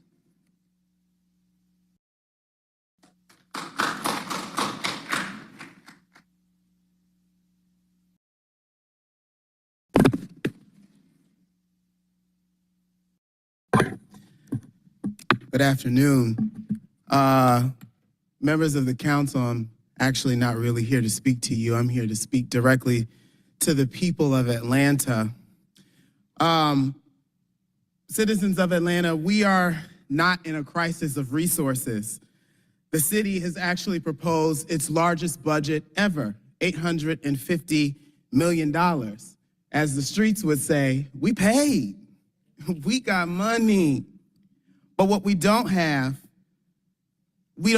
political leaders who prioritize our budget and our funding based on the priorities of the people. We just had a veteran, someone who is struggling with substance abuse, who had struggled with substance abuse, come here and say he wants money for housing for that community. But you know what's not included in that budget? Money for housing for that community. Why? That's not a question that this council can actually answer. That's a question that we have to answer as voters, as constituents here in the city of Atlanta. Because it's clear that we are in a crisis of leadership. We are in a crisis of political courage. And it all stems from the inability of the people on this body, the people in this building, the people in the building down the street, the people at the county commissioner's office, the people in Washington, D.C. are not listening. They're not listening to us. They're listening to somebody, but it's not us. You see, I know they aren't listening. They aren't listening to the single mothers who live here in the city of Atlanta, who live in zip codes, who know that if you are born in poverty, the likelihood that you will get out of poverty is very slim. That's the narrative for the city of Atlanta. They aren't listening to the young people who are here, the young people who are not here. Because if they were listening to the young people, there would be more money for jobs programs. There would be more midnight basketball. The $120 million that we're using for this project, if we spent $120 million on our kids, we would have the safest city in the world. They aren't listening to the seniors who are losing their homes because taxes are going up. They aren't listening to the small business owners on Cascade who are like, wait, this road project has been going on for far too long and the city hasn't offered me any compensation. But in the same breath, many leaders in this room either silently supported or publicly supported a $42 million tax break for Elon Musk. Nobody went down to, I didn't see any of you all at the county's appraiser's office when I went down there to say, how dare we give our tax money to one of the most wealthiest people in the world? Who are we prioritizing here? Who are you all listening to? You can't clearly be listening to the unsheltered people who are living under the bridges by downtown. Because if you were listening to them, their demand is really simple. We want a house. You aren't listening to the educators, because if you were listening to the educators, they would have told you, we are in a reading crisis. In 2022, only 21% of Black third graders were reading on level. Let that just sit for a moment. We are the Black Mecca. We are the city too busy to hate. We are the city that influences everything. but only 21% of our black third graders can read. And many folks on council will say, well, that's not our responsibility. Yes, it is, because we have recreations programs. And at every rec center, at every park, we should be having a reading literacy clinic to make sure that our kids can read on grade level. Because if we don't do that, that new jail that they're proposing, that $2 billion jail, well, that's the school to prison pipeline. Because we know that prisons and jails are built based off of third grade reading scores. So you want to talk about public safety? You're not talking. Because if you're serious about it, you'd make sure that our kids could read. Y'all aren't listening to the firefighters because they are driving around in old broken equipment, fire stations that don't work well, a training center that's not really built around their needs, but the needs of the police. You aren't listening to the 116,000 people who simply said, we believe in democracy. They didn't say, when they signed the petition, they didn't say, oh, well, we don't support Cop City, or we do support Cop City. They said, we support the idea that people get to have a vote. And this is really simple, y'all. They are actually playing games with y'all, because any member of this council could introduce a resolution or an ordinance right now directing the mayor to drop the lawsuit. Right now, who's gonna do it? Who is going to not advocate their responsibility to the public? Who's not going to be willing to just err on the side of whoever you all are texting in the middle of these meetings that's telling you how to vote and what to say, right? You all could just listen to the people who are sitting here right now who are saying, we want to vote. But who they're listening to is the corporate elite. They're listening to the execs at Home Depot, the execs at Georgia Power that are raising your utility rates. That's who they're listening to. They're not listening to us. You know, there's tone-deaf leadership, and that tone-deaf leadership has resulted in third graders who cannot read. It has resulted in a crisis of our own creation at the City of Atlanta Detention Center and at Rice Street. We were told by this body and this administration that if we leased the facility, less people would die in the care of Fulton County, and the opposite has happened. People have been eaten alive by lice. But again, I'm not talking to the members of this body, I'm talking to the public, the people of Atlanta. What we have done is corporate handouts for the Gulch, billions and billions of dollars in tax money just given to the wealthy, to billionaires who don't live in Atlanta. We've undervalued corporate real estate, and they'll say, well, that's not our job either. But again, no one's going down. Nobody on this body has sent a letter, has sent correspondence and said, why? Why are we not making sure that the buildings downtown that are owned by the billionaires and millionaires actually are valued at the right rate so that we are actually getting all of the tax money that we are due? It's estimated that we're leaving about $400 million to $500 million in extra tax money on the table. And many will say, why are you so angry? It's passion. Because I love Atlanta. I'm from Atlanta. I actually believe in what you all told me about Atlanta when I was in school, that we are the city too busy to hate, that we are the cradle of the civil rights movement. Feli, forever I love Atlanta, that this is Dr. King's city. I believed all of that. And so, damn it, I'm gonna make sure that we stand up to that we actually live up to the things that we tell young people that we are. If we're gonna influence everything, that comes with a certain level of responsibility. Zillow just said rent increases in our city are 3 times as fast as other cities, and the wages are not matching the rate of the rent increases. What has this body done about that? But you know what? It's actually not their fault. It's ours. We've elected you all. Some of you all I voted for. If we didn't elect you all, it's our fault because we stayed home, because we didn't believe in the process, and so somebody else made a decision for us. It's our fault, Atlanta. It's our fault. But we are the only ones that can fix this. These folks here are not liberators. I'm not your liberator. You are your liberator. You are your savior. You are the ones that we have been waiting for. We're not waiting for a mayor to make this city great again. We're not waiting for a council to make this city truly the city that we believe that it should be. We have to look to us. So that means, yes, showing up and voting in November because there is something more important on the ballot than President of the United States. The course of our city is on the ballot. It also means that if you think your job is done after you have voted for these people, you are fooling yourselves.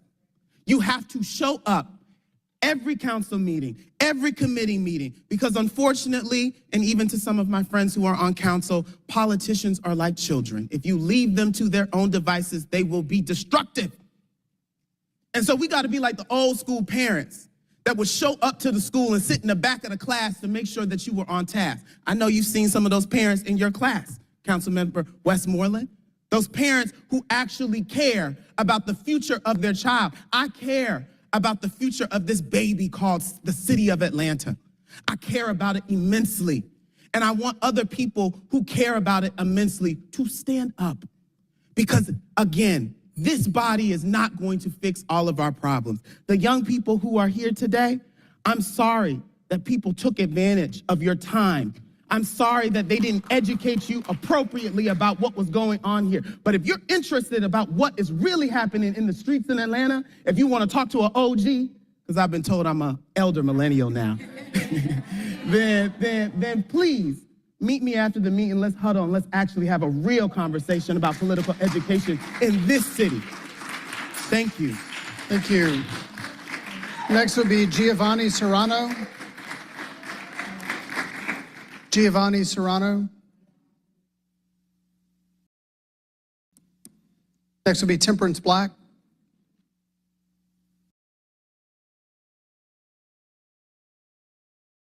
You'll have up to 2 minutes. Hi everyone. You're all actually here today. That's so exciting. Oh my God. Okay, well, yeah. I don't actually have like anything super important to say. You know, I just feel like if my tax money goes to a microphone, then I should get to use it. You know, and I mean, if my tax money goes to your salaries, then I feel like I should be able to talk to you, you know? Like you kind of like work for me a little bit. I feel like I hired, you know, some guys to like sit in chairs and get criticized, and like, I'm glad, like good for you, you know? Like I think that's a good job to have, and I think you're pretty good at it, you know? I don't know what else you'd be good for, so I'm really glad that you're doing this. Like, I mean, you know, I know you actually don't have very much of like any sway, and you haven't really done anything. I mean, I know, like, I don't know. What have you done? Are you allowed to respond? It's kind of weird when like people talk at you and you don't respond. It feels rude. But if I say your name, no, I don't. Like Lewis, would you respond if I said something? Because you don't have anything to say. You know, I mean, you could do things, I think, if you wanted to, you know, aside from just like building statues and making traffic laws. You know, I know that's your favorite thing to do, Desir, but I think low key, okay, my favorite thing was when Westmoreland tried to secede. I feel like you should do that again. Like, I think it would work this time. I think you should try it again. I feel like Buckhead, we don't even need it, right? I think it'd be fine. I think you should do that. That'd be cute. Like, I mean, I don't think I voted for any of y'all technically, but I did actually vote recently. I don't know why or actually who for. I just like kind of guessed randomly. So, you know, I don't really know why we keep doing the same thing that the founding fathers came up with, right? I don't know those people, and that was a few hundred years ago. So why are they deciding everything? Does anyone have an answer? All right, thank you. Thank you. Next will be Neil Sardana. You'll have up to 2 minutes.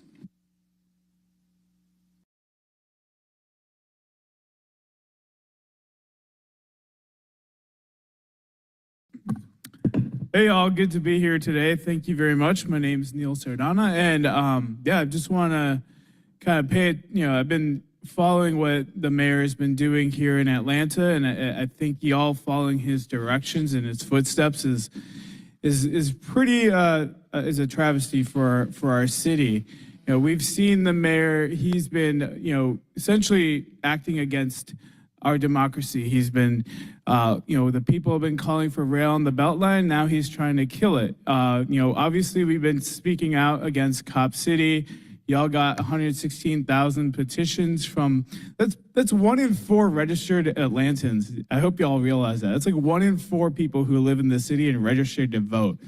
And if you're not listening to that many people, you're literally denying democracy in our communities. And what y'all have done to the city and the mayor has done to repress the opposition to Cop City.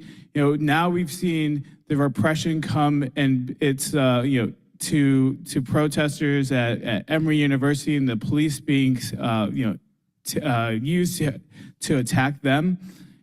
Y'all are opening the door to fascism in this city, and really everyone around this country is looking.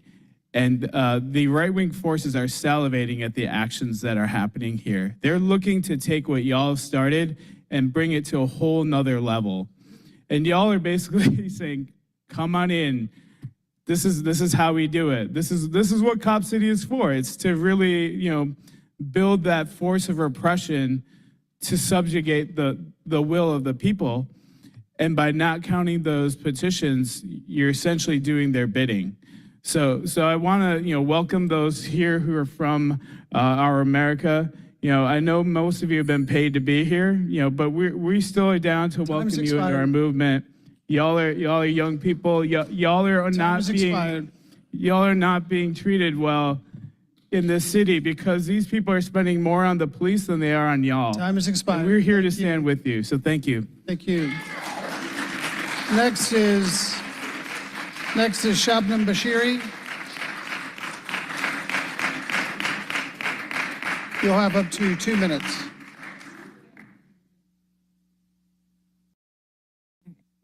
Hello. So I had prepared something that is very similar to what Neil just said, so I'm going to try to go off the cuff a little bit.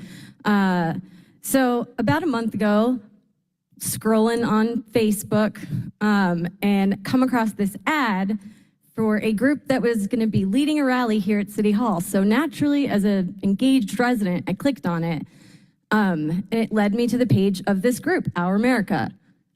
Pretty quickly, a quick scroll of their page, it'll show you just how much of a right-wing group this is. For a second, I thought I was like on Fox News's page.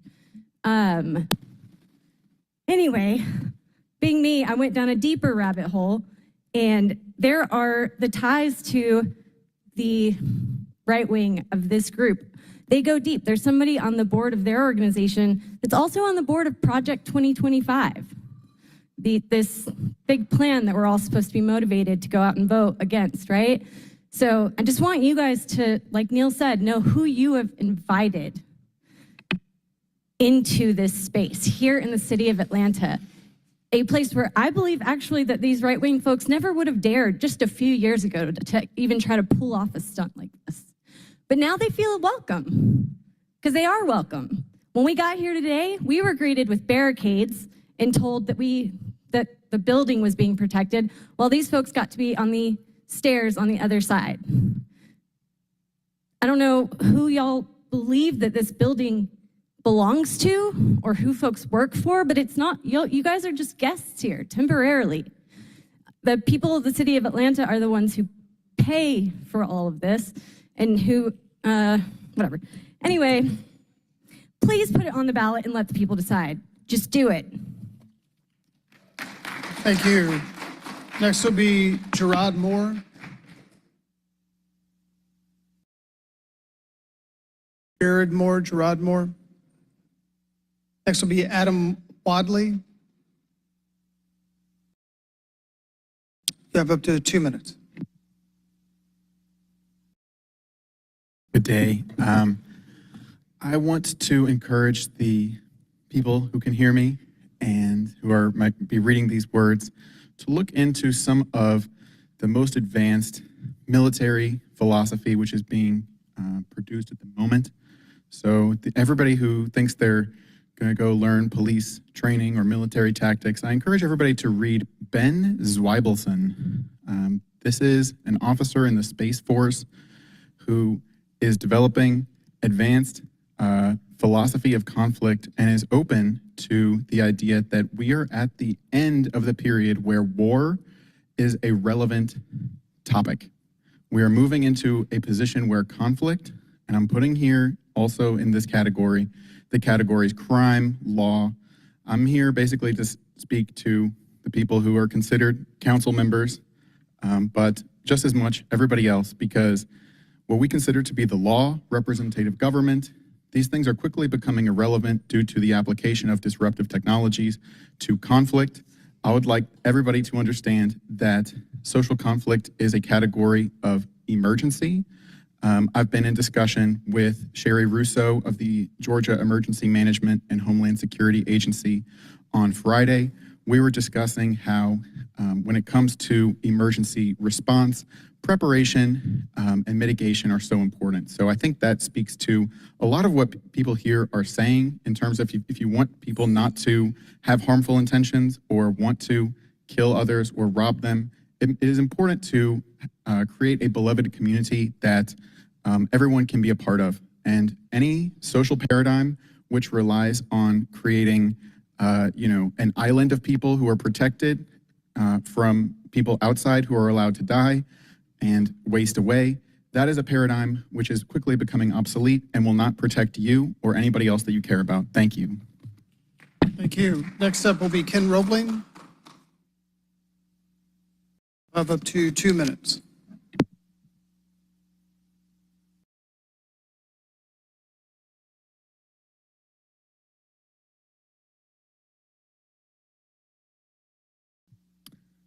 Good afternoon. A little bit of old business here. A few years ago, the airport manager asked for $33 million to upgrade the vertical transportation system. It was passed in committee and at full council unanimously. A few months later, a reporter asked the airport manager how much the vertical transportation system cost. He said, $3 million. What do you think happened to the $30 million that wasn't spent? I think the corruptors got it from someone working at the airport. The airport is a good place for corruptors to get money because the airport has a lot of it. By the way, does IPRO report show you where the money will be spent and who will be responsible for it? The corruptors know how to play the game, and you will have to be on your toes to make sure the taxpayer money is well spent. By the way, the doors in the back here squeak a lot. So when somebody's up here talking and somebody's going in and out, it's hard to hear them. Thank you. Thank you. Next will be Jennifer Elston. Jennifer Elston. You'll have up to 2 minutes.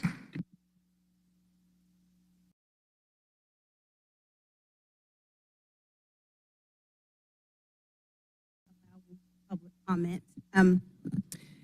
In our history of the world, there have been dark moments, and because it's history and we have the hindsight of 2020, we can look back at those moments and talk about how terrible they were and the atrocities that happened, and ask ourselves, what could we have done differently?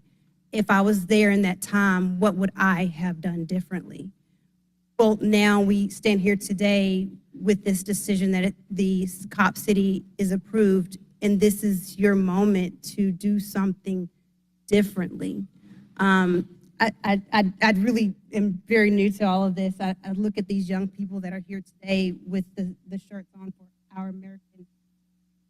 The things that Cop City will represent and the people that will be disproportionately negatively impacted are you, are us. it will be you as well.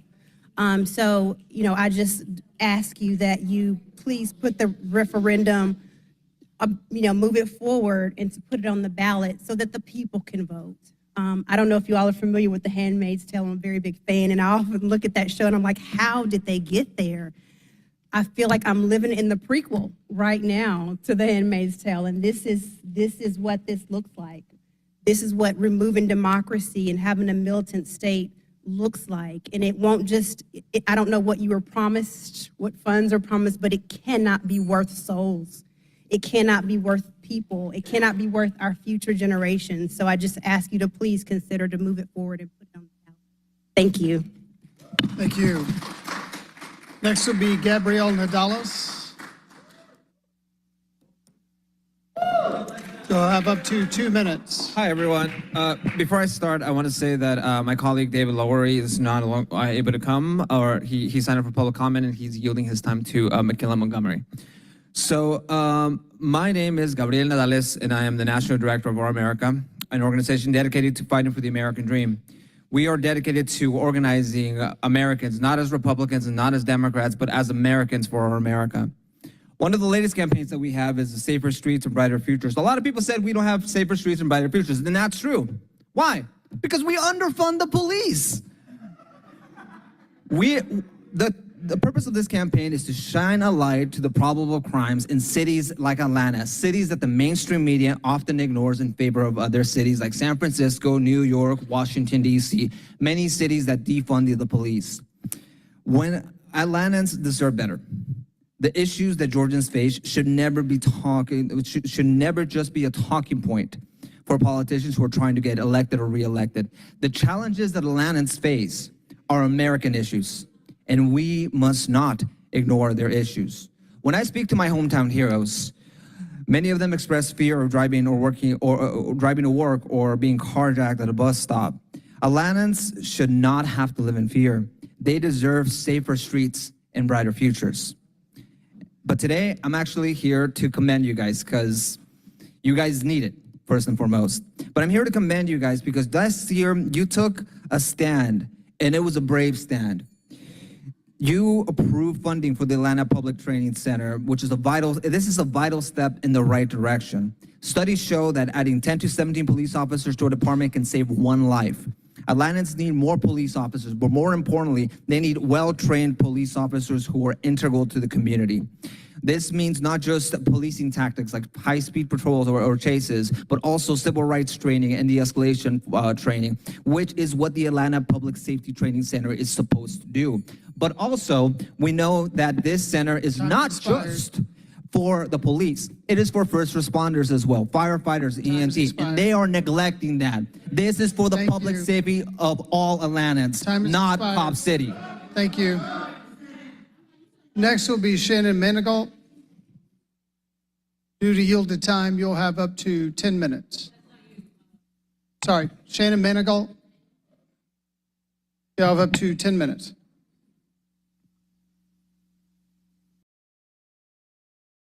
Listen, I know there are at least a couple in the country I've gotten email mistakes. Good afternoon. I'm currently here in a little bit of a departure from some of the other speakers this afternoon, and I fully acknowledge that this is an extraordinary step for me to engage with the council in this fashion. But I'm here because what my office is facing right now is extraordinary circumstances. Enough so that we thought it important and urgent enough to bring it to all of you and to bring it to the public's attention. Because the Office of the Inspector General, as an Office of Inspector General, acts as the people's watchdog. Last Friday, my office discovered a concerted effort to interfere in the work of the Office of the Inspector General. On Friday, in the course of an ongoing OIG investigation, we found an email showing that a department's leadership requested an employee to report to them in writing the substance of an Office of Inspector General interview. The employee had just been interviewed in connection with this OIG investigation, and the employee then provided a summary of that interview to a commissioner and to an executive director and her supervisor, copied, quote, as requested. The supervisor then forwarded that summary to the department's record custodian, quote, for his records. And then that record custodian then forwarded that summary and the chain again to the department commissioner. So not only does OIG know that there's widespread knowledge of the existence of confidential OIG investigations, but now we have grounds to understand that individuals are also sharing details of the specific content of confidential OIG interviews. To state the obvious, this means that OIG investigations are now compromised. But let me make it clearer. By requesting that an employee report on her interactions with the Office of the Inspector General, that department leadership intentionally compromised OIG's work. But there's more. In that employee's summary, the employee noted that she was requested to provide an email during the interview. So one of the OIG investigators requested an email in connection with the investigation that would have been pertinent to the investigation. And that employee did in fact provide it. But the summary that she prepared for department leadership goes on to note that following that interview, the executive director asked the employee to have that email recalled, an attempt to then keep that from the Office of the Inspector General. The email in question was correspondence providing background information. It was neither privileged nor confidential.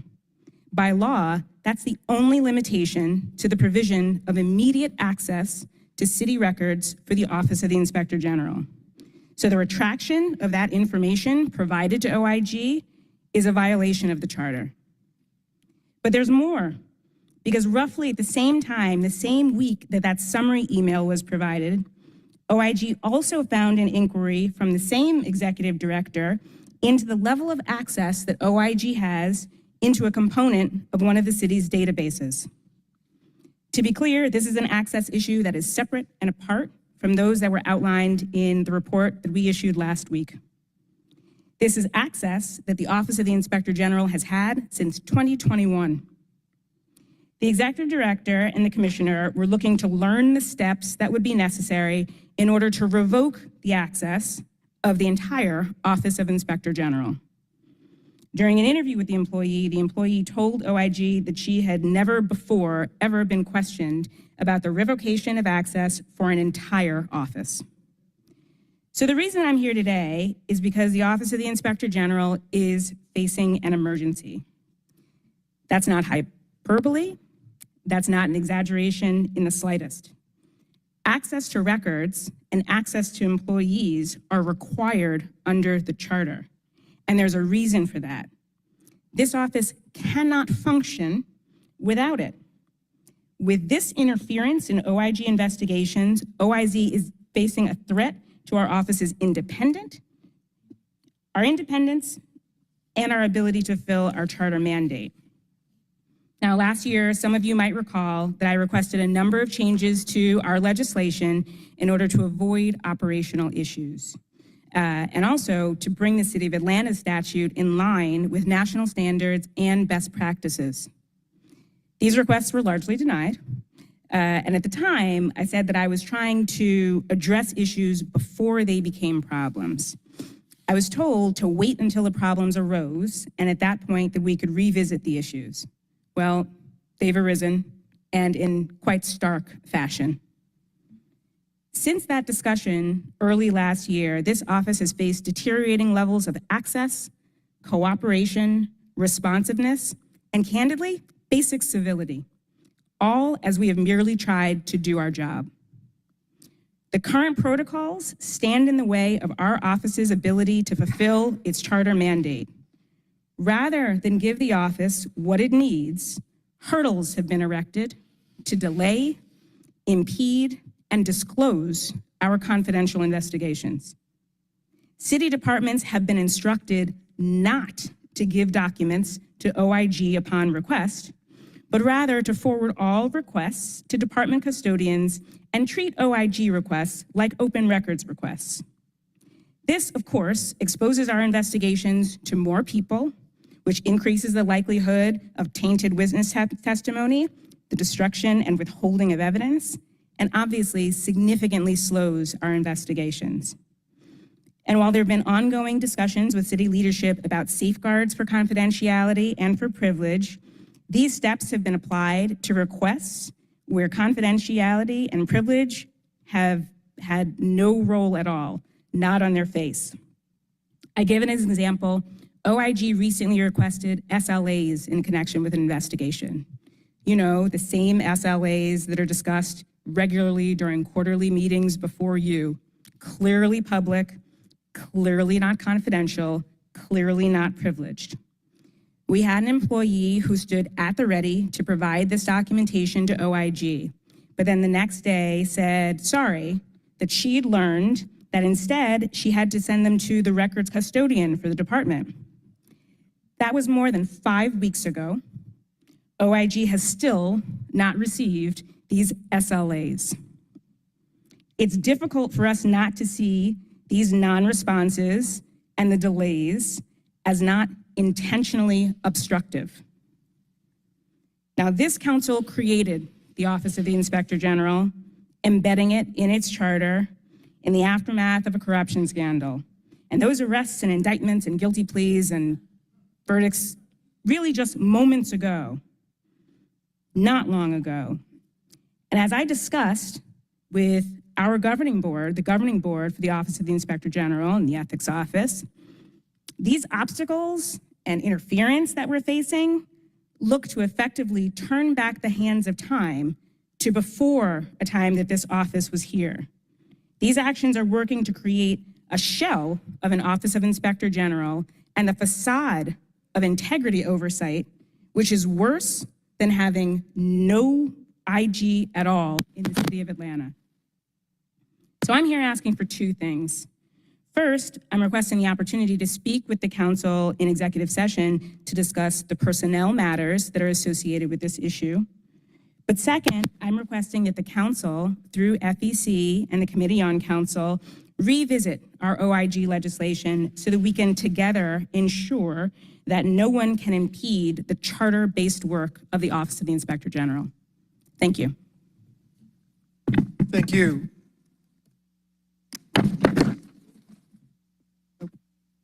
We're not going to have a back and forth unless you'd like to suspend the rules. I would entertain a motion to suspend the rules, but no council member was directly addressed. You'd like to move to suspend the rules?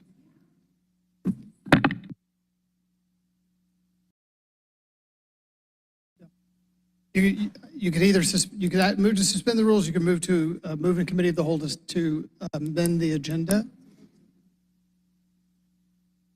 There's a motion by Councilmember Overstreet, seconded by Councilmember Boone, to move into committee of the whole.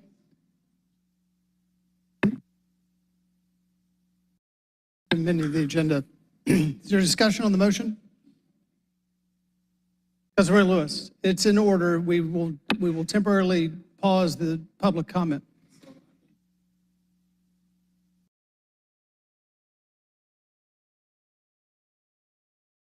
Be able to let the people be able. Yep. So if we can try to do that, do it after public comment, and we allow the people to finish coming today, because I know they waited a long time after 1 p.m. start time. Sorry, you withdraw the motion? Sure. Motion is withdrawn. I withdraw it for now, as soon as directly after public comment. Motion's withdrawn. We'll continue with public comment. I'm going to ask Pro Tem Faroki to step in for a moment. Next up is Catherine Maddox. Catherine Maddox, you'll have up to 2 minutes.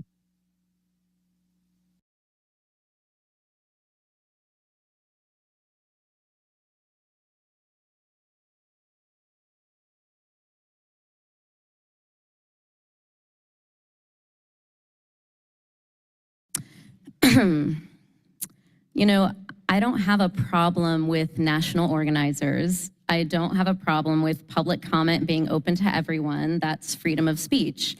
I don't even have a problem with local people getting paid to be here by national organizers who want to invest, however temporarily, in the local economy, however unpopular those national organizers' agenda may be. God knows I've had times in my life where I've taken money from anybody too. But do follow that money, though, to the Conservative Partnerships Institute Winter Leadership Conference attended by the likes of senior Trump advisor Stephen Miller, who I will assure you is not listed on the Southern Poverty Law Center's extremist list for anything remotely resembling a human rights record. Our America contributed to a panel of so-called conservatives who have found new and innovative ways to advance conservative principles and stop the woke agenda. If Our America hadn't showed up so late to the party, I could have told them that posting a picture of a Black person hugging a police officer wasn't going to be enough to change hearts and minds in Atlanta.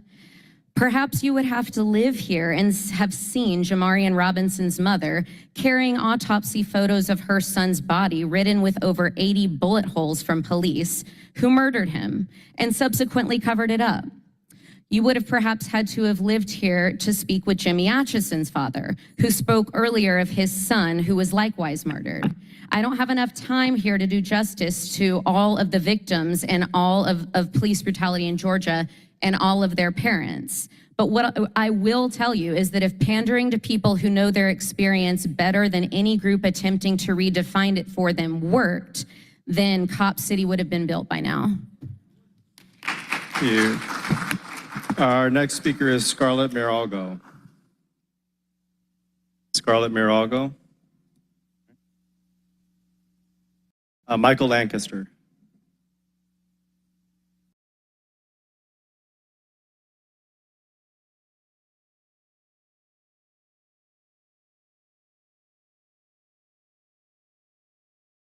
We'll have 2 minutes.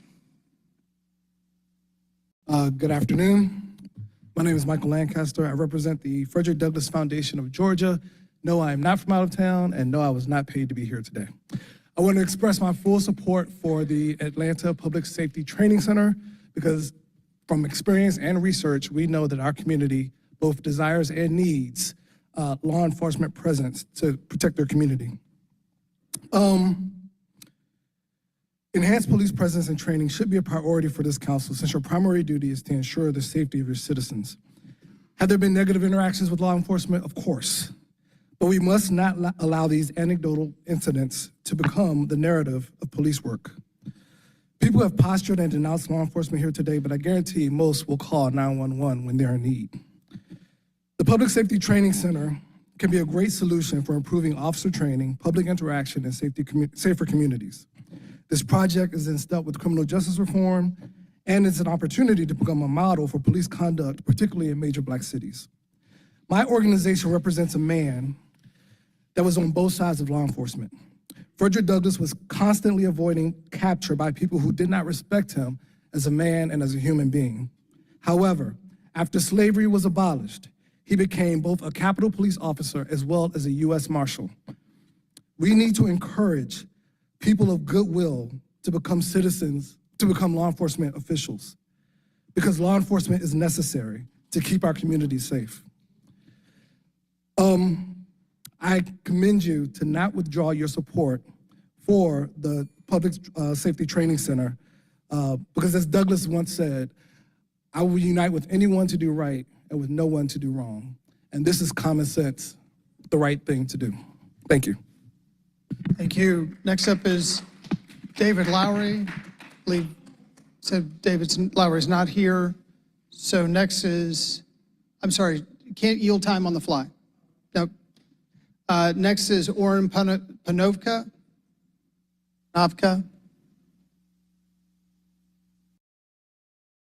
You have up to 2 minutes.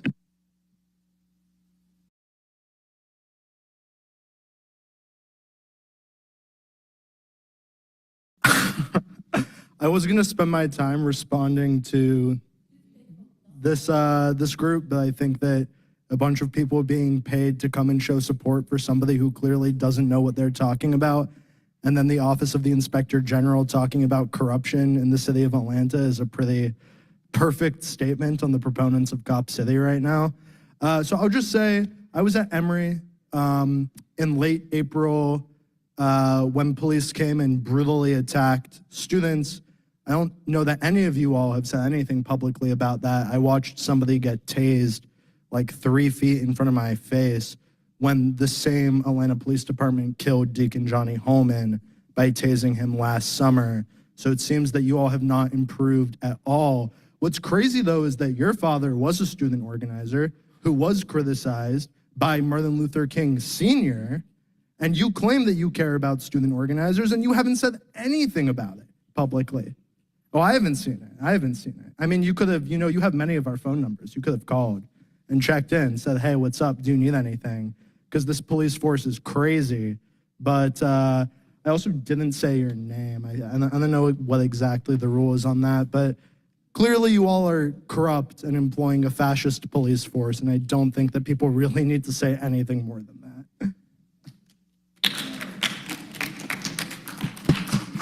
Thank you. Councilmember Bond. Yeah, I just want to respond to you. I have made public statements about what happened, not just on the campus of Emory, but across the country. And if you miss the Atlanta Journal-Constitution article, I mean, it was 2 or 3 full-page article where I was interviewed by them, and I've made several public statements against the police action and talked generally about the quality of activism and gave several comments about it. I'm a former activist myself, and I have been arrested by police for my activities. But I do want to state and say that one of the qualities of activists is to put themselves, what activists do is put themselves in the place of those that have no voice. And so the call upon an activist is an almost Christ-like position to put yourself in harm's way on behalf of those who have no voice and cannot speak for themselves that you advocate for. And in doing so, your personal conduct is called to a higher level. The response of a private institution that calls for public resources to assist them on their private property is a different issue than how law enforcement and activists like my father that you mentioned and Dr. Martin Luther King coordinated their movements. When they coordinated their movements, they actually called the police and told them what they were doing ahead of time. They coordinated with the police. They coordinated with the governments that they were protesting against and the institutions that they were protesting against. They had access or used the access that was available to them, even though they were opposed most of the time to those same individuals. So there's a lot of lessons that need to be had. There's a lot of discussions that need to go on about how best all of us can work in the tradition of what the city of Atlanta is and has meant to the rest of the world. Whether it is in the perspective, please, I sat here quietly and listened to everyone and didn't interrupt anybody. And I would just ask for that same courtesy. If you would like to speak to me, I can provide you my numbers and my email, or I can meet you at the sidebar or outside today, and I'm more than happy to do so. But part of the Atlanta tradition is speaking and it's listening, even if you don't agree. And so to conclude my comments, well, let me give you my numbers first. My office number, 404-330-6770. My city cell phone, 404-274-8111. My personal cell phone, 678-886-2286. My home phone, yes, I still have a home phone, 404-589-1452. My email address, mbond, M-B-O-N-D, @atlantagA.gov. And so we can have a conversation anytime, because I've met with many people over the years, not just on this issue, that I've been in, I guess, have an opposite position on, and I'm not afraid to have those conversations. And so in my career as a student activist, you know, I've had successes. There are things that I can share with you. When I was a student at Georgia State University, the Student Coalition Against Apartheid and Racism, we got the Board of Regents of the state of Georgia to divest their holdings from South Africa before Nelson Mandela was out of jail without setting a car on fire, putting up graffiti, or throwing bricks. So we can, there are lessons that all of us can learn from one another as we work toward making Atlanta, maintaining Atlanta as the city that everybody wants to come to, that does influence everything, that is the city too busy to hate. But none of those things happen without intention and direct interaction, and more importantly, communication. So I'm available to you, and you know, I have made those statements, even on Palestine. We've passed legislation to call for an immediate ceasefire from the Atlanta City Council. We did that twice over the last 6 months. So to that degree, we have responded. All of this body has responded as a body. And so, Mr. Bond, thank you. So again, I've given you my information. If you'd like to have a conversation, even now, I'm more than willing to speak with you and talk to you about it. But there has to be a decorum here. And again, to maintain Atlanta as to what it has been and what it should be, we can't abandon our decorum, and we can't abandon the way that things that have made progress, that have made Atlanta successful, we can't throw them to the wind because we're frustrated or upset. So you got my number. Thank you, Mr. Bond. You can call. I haven't made any, you know, Mr. President, please. You know, Please allow Mr. please, Bond to speak. President. Mr. Bond. You know, this is an august body, in an august chamber representing a dynamic city. And so I haven't made any incendiary comments about your movement. This is not a conversation. Mr. Bond has the floor. I have the floor. Mr. Bond. But if you want to have a conversation, I've given you all of my available data. I'm more than happy to do it. If you'd like to have a conversation today, if you call me out during the period of the meeting where I'm not required to vote, I'd be more than happy to meet with you, and I'll sit down with you at any time, as I have with many of your colleagues. Thank you. Thank you. Thank you to all the members of the public who came down for statements. Councilmember, that's it. Councilmember Overstreet, I would entertain a motion to amend the agenda to move into committee of the whole to hear from the IG. I motion to move to committee of the whole. I would amend the agenda to move in committee. To amend the agenda to move to committee of the whole. Councilmember Overstreet has made a motion to amend the agenda to move into the committee of the whole to hear from the IG, seconded by Councilmember Boone. Is there any discussion on the motion to amend the agenda? Yeah, I don't think we even voted on the agenda yet, did we? We did. We did? Yes. Okay. We adopted the agenda. Okay. It's been a long day, sure.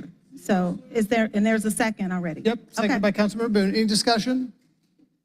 We can do this via unanimous consent without any objection. Is there any objection to amending the agenda to move into committee of the whole and hear from the Inspector General? Madam Clerk, please sound the count on unanimous consent. Council President, 11 yeas, 0 nays. 11 yeas, 0 nays. The motion carries.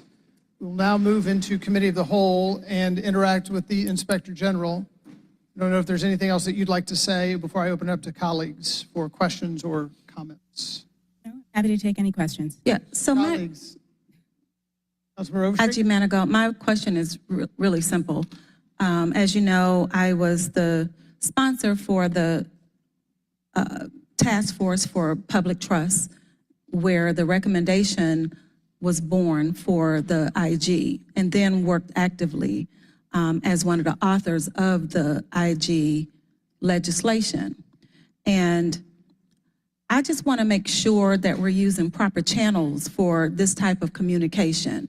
I don't understand, because I wasn't contacted about there being an emergency of any kind. I know we have a board in place for these types of situations, and we also have executive session.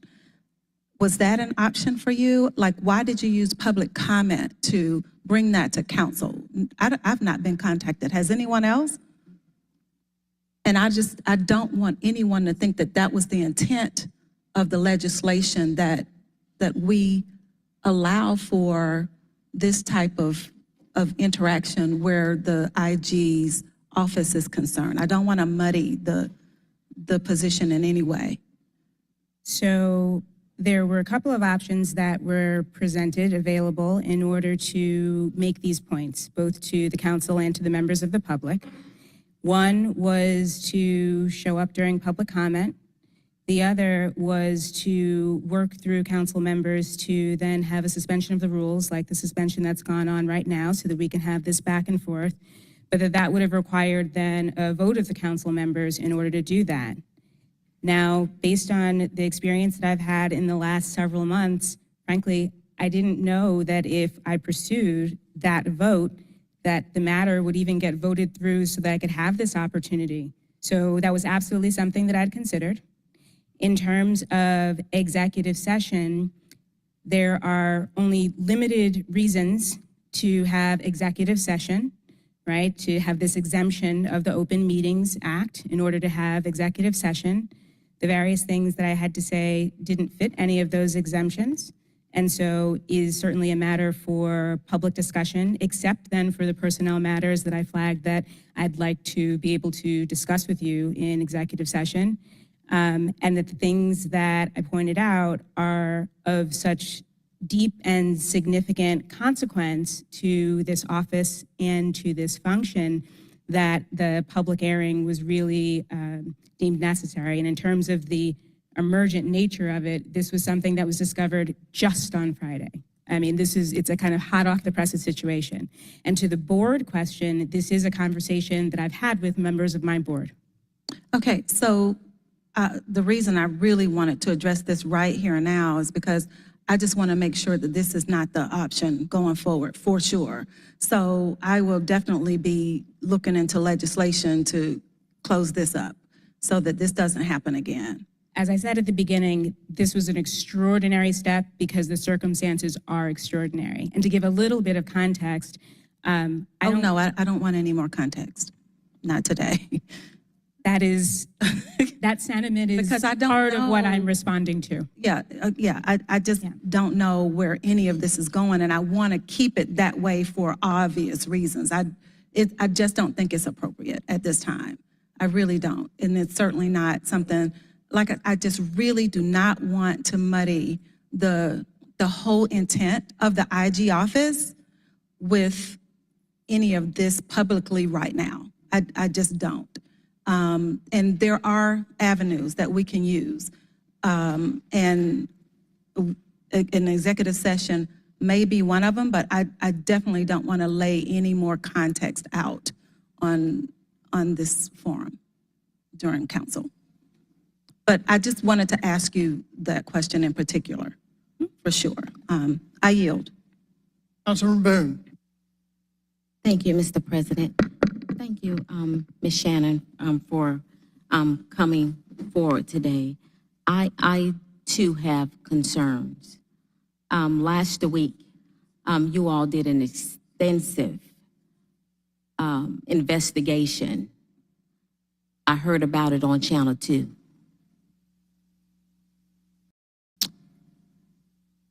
As the governing body of the city, I think that we should have been given the report before we saw it on Channel 2, Channel 5, and Channel 11,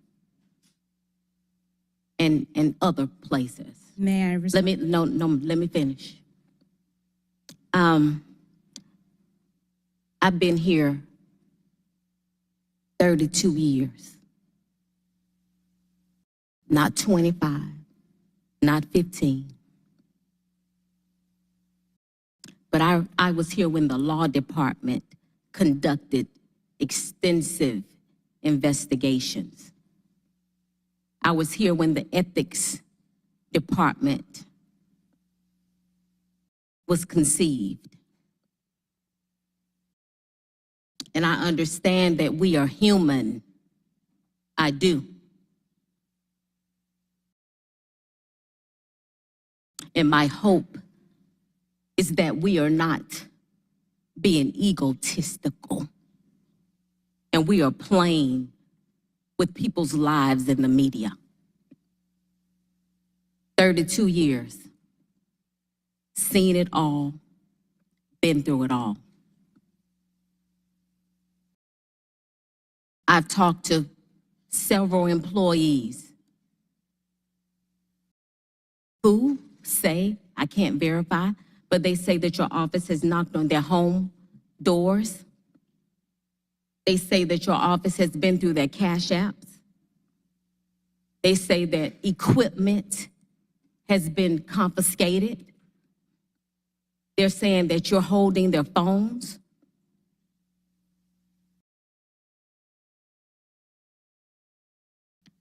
And I want to say this.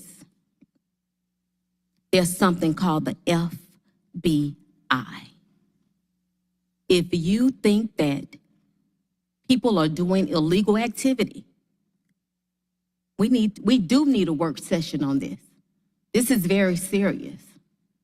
This is very serious for employees to feel like they need legal advice because the FBI can handle all of it. The FBI, the GBI, those are official law enforcement agencies. I too want to have a work session about this because I hope that we're not trying to build a name by tearing other folks down. I hope that we are not disrespecting the elected body by not letting them know about a very serious investigation. I never got it. It started floating on the internet the night, was it Thursday night or Wednesday night, when we all started getting text messages. That was disrespectful. That was disrespectful. And I don't know whether you check with your board or not. But like I said, I've been here 32 years when the law department handled investigations. I don't remember them taking folks' equipment, taking folks' phones, knocking personally on people's doors, because that's what the Federal Bureau of Investigation does. I'm going to stop now because I have about 15 other things. And I have about 7 different employees that have knocked on Suite 2900 saying I'm being treated some kind of way. Because crime is real, but there's a place for it. There's a venue for it. And I implore you to get a contact at the FBI. Federal Bureau of Investigations, because I don't know if that was your purpose for coming up with this office, but we got a list of employees that need help. They're saying their phones, their equipment, their cash apps. Friday at 12 o'clock, I get a call. I'm at Murray Brothers at a service that one of your folks is at somebody's house knocking on the door. I can't verify it, but we've got to, this is the city of Atlanta. We don't want to treat people like that. Please allow the council member to speak. This is not, please allow the council member to speak. Councilmember Boone, you have the floor. 30. Please, you've had 10 minutes to speak. Please, or I'll have to ask you to leave the chamber. You've had your chance. You've had your opportunity to speak. Councilmember Boone.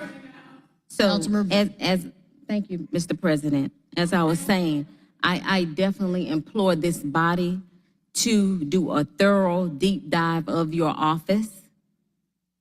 And I want to make sure your board is aware of what is going on as well, because I cannot believe that the body that created it could not even have the decency to get a packet or an email before we saw it on Channel 2, Channel 5, Channel 11, and now here we are with public comment. Thank you. May I have an opportunity to respond? Yes, go ahead. Thank you. So, to the distribution of the report, we circulated the report to council members, right? But before that, consistent with the efforts that I've been trying to make sure that chairs and vice chairs are informed about the work of the Office of the Inspector General, communications that I've had with some of you, including you, Councilmember Boone, who's received referral letters that we've issued in your capacity as chair, that for the report that was issued last week, there was a prior referral letter that our office provided to the chair and vice chair of the Committee of Purview of the department at issue. So we did that. We did that. And I didn't get it. My colleagues didn't get it. Out on Channel 2, Channel 5, and Channel 11. Councilmember Boone. Go ahead. So, as I said, those were emails. The referral letter was sent to the chair and the vice chair of the Finance Executive Committee. So there was certainly no intent to be disrespectful. Indeed, this is consistent with what I've been trying to do to have more engagement with the Office of the Inspector General to help better inform this body as it exercises its function and oversight conducting in the city. To the question of the board, we keep our board apprised of the activities of the office. The board has been apprised of the issues that I brought to you today, and certainly the board chair and 2 other members of the board, and they understand why it was that I wanted to take the extraordinary step of coming here today and making these comments. They're well informed. It is my habit to do so. I am functioning as an independent entity, but I always want to make sure that the governing board to which I report is well informed, without question. To the points that you raised about Cash App and knocking on doors and confiscating equipment, that is what entities that are tasked with investigations do. That is just what they do. This body presented an Office of Inspector General as the thing that would be best for the City of Atlanta, and the actions that the City of Atlanta Office of Inspector General have taken have been consistent with the standards of offices of Inspector General across this country.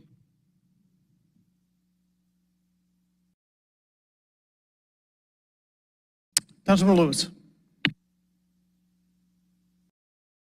And I want to say I thank you for coming down here and telling us this.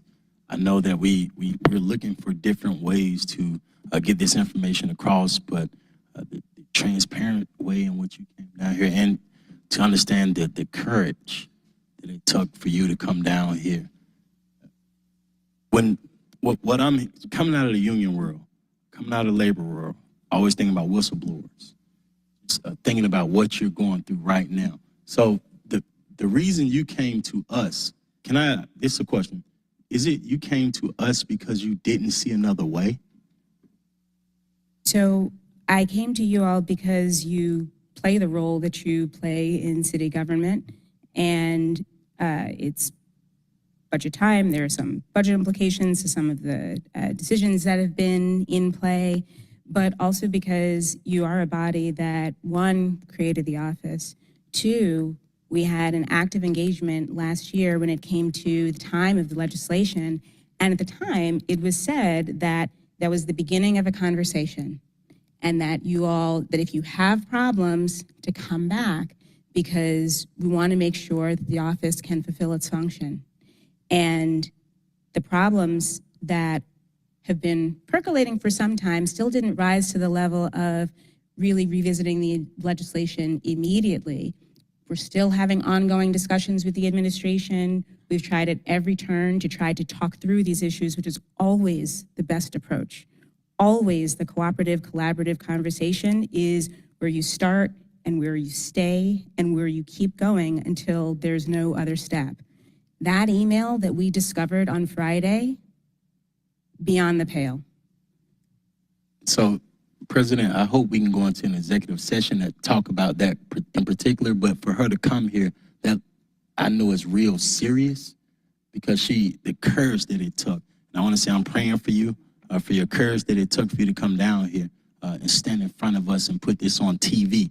I know we don't want to talk about the other part of the business on TV, but I think that this body is supposed to step in right now. Thank you. Thank you. Councilmember Lewis, I'm not sure that the items discussed today would fall under an executive session. That's a question for law. So if you would like to ask that question of law, you can feel free. That's a question that, can you, if law heard that question from myself and President Shipman, can you please answer?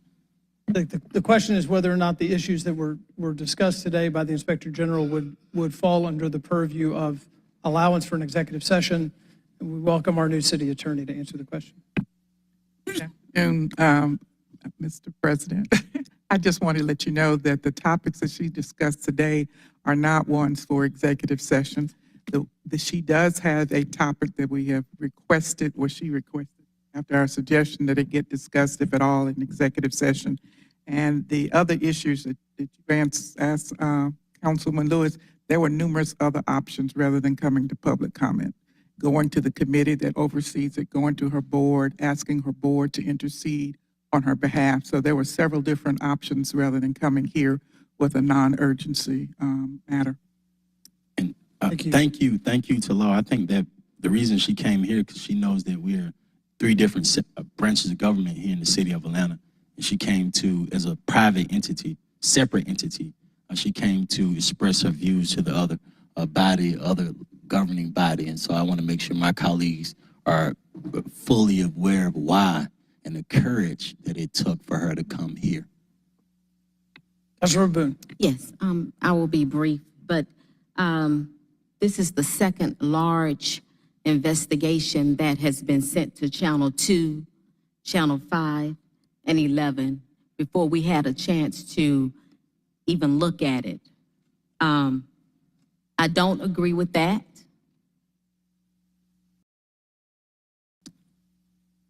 Also, to get someone's equipment, phones, is it proper for me to ask the law department, should they have a subpoena for that? I mean, we're taking folks' equipment, phones, we're sending things to the media. I don't think that board knows this. I don't think that board agrees with things being sent to Channel 2, 5, and 11 before the Atlanta City Council has a time to review it. Thank you, Mr. President. Other comments? Councilmember Shook. I move that we exit committee of the whole. Motion by Councilmember Shook to exit committee of the whole, seconded by Councilmember Street. Is there any discussion on the motion to exit committee of the whole? We do this via unanimous consent without objection. Any objection to moving back to regular session? Madam Clerk, please sound the count. Mr. President, it's 12 yeas, 0 nays. 12 yeas, 0 nays. The motion carries. We've exited committee of the whole. Thank you. And we'll move back to the agenda. Councilmember Juan has a question. So what is the proper path to continue this conversation? Is it going to be in committee? Is that, and does that need to be precipitated by a report that is delivered to us? I guess I don't want to drop this, but I also want to make sure I understand what the next steps are. And I don't believe I've heard that yet. Okay, thank you. Councilmember Faroki. All right, with that, we will move back to the report of the journal. Madam Clerk.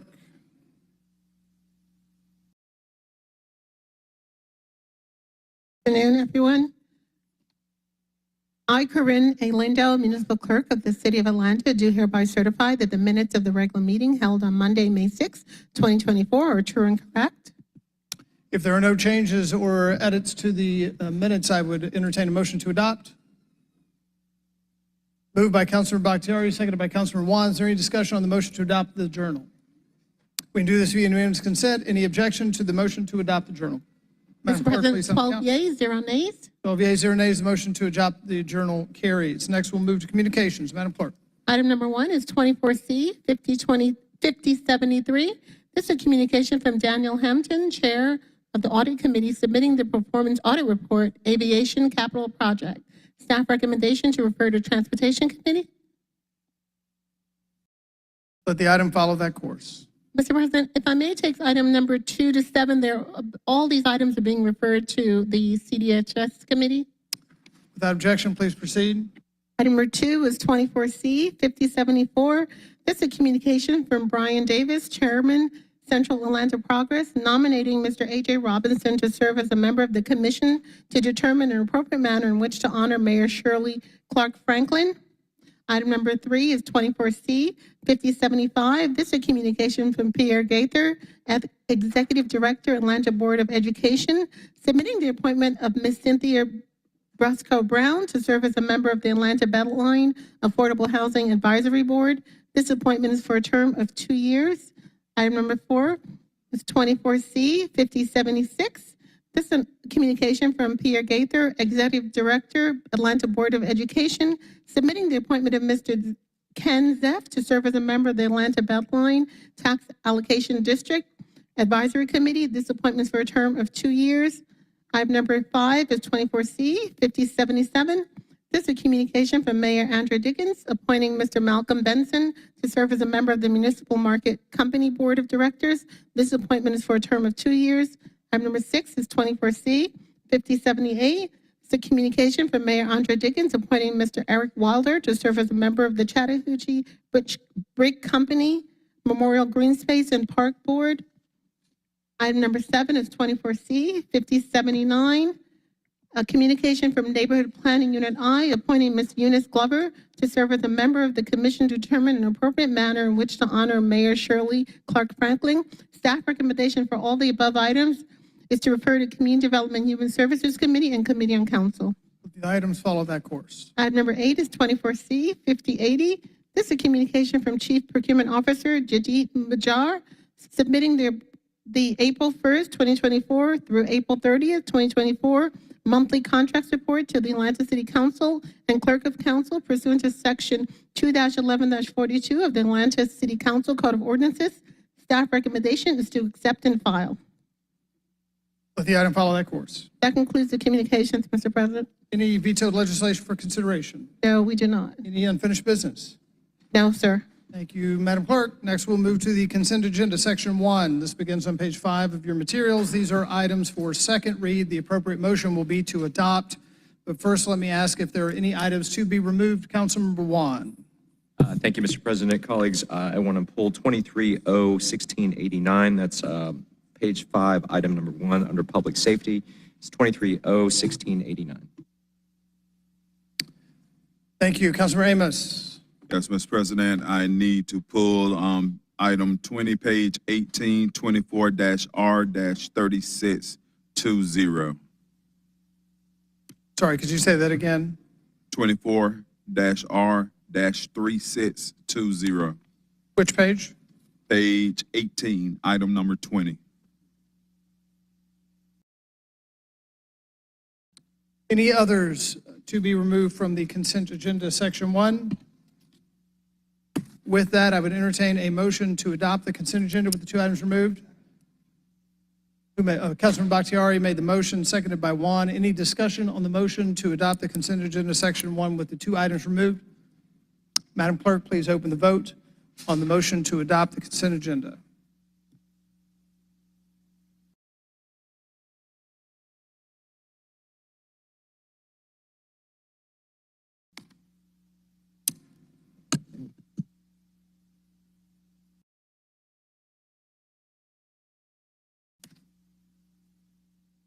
One moment.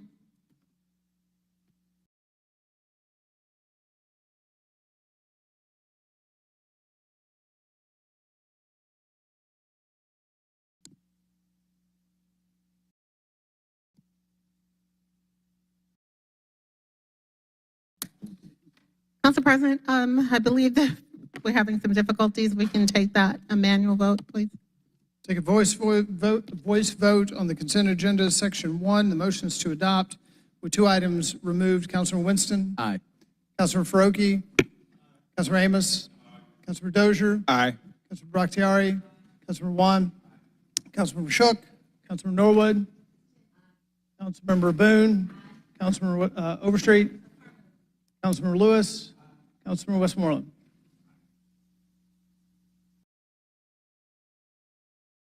That's 12 yeas, 0 nays. 12 yeas, 0 nays. The motion to adopt the consent agenda carries. Councilmember Shook?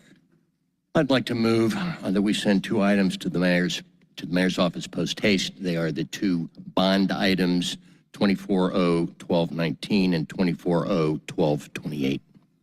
What's the second one? What's the second one? 24-0-1228.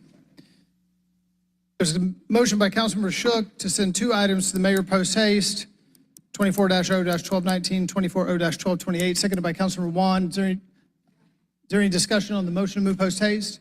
We can do this via unanimous consent without objection. Any objection to the motion to move post haste? Madam Clerk, please sound the counter on unanimous consent on the motion to move post haste. 13 yeas, 0 nays. 13 yeas, 0 nays. The motion to move post haste carries. Councilmember Winston. Thank you, Council President. I'd also like to make a motion to send item 24-0-1202 post haste to the mayor.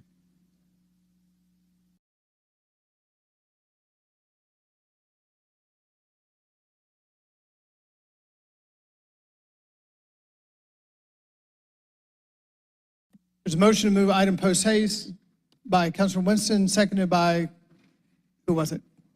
Councilor Juan. Any discussion on the motion to move post haste? We can do this via unanimous consent without objection. Any objection to the motion to move post haste? Madam Clerk, please sound the count on unanimous consent on the motion to move this item post haste.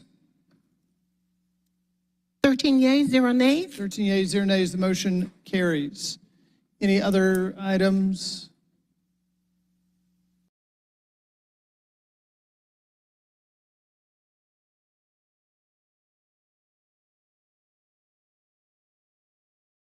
Sorry, Council President, I have one more to send post haste. Sorry. Councilor Winston. I'd like to make a motion to send item number 24-R-3558 post haste to the mayor. 3557, is that right? There's a motion by Councilor Winston, seconded by Councilmember Bakhtiari to send 24-R-3557 to the mayor post haste. Is there any discussion on the motion? We do this unanimous consent without objection. Any objection? Madam Clerk, please sound the count on unanimous consent on the motion to move post haste. 13 yeas, 0 nays. 13 yeas, 0 nays. The motion to move post haste carries. We'll now move to the consent agenda, section 2. These are items on page 30 that are for first reading. We will take them as a block. The appropriate motion will be to refer, but first let me ask, are there any items from removal from the consent agenda, section 2? If not, I'll entertain a motion to refer. Moved by Councilman Juan, seconded by Councilmember Hillis. Any discussion on the motion to refer the consent agenda, section 2? We can do this via unanimous consent without objection. Any objection? Madam Clerk, please sound the count on unanimous consent on the motion to refer. 13 yeas, 0 nays. 13 yeas, 0 nays. The motion to refer carries. With that, we will move to the report of standing committees. First up today will be the Committee on Council, Chair Bakhtiari.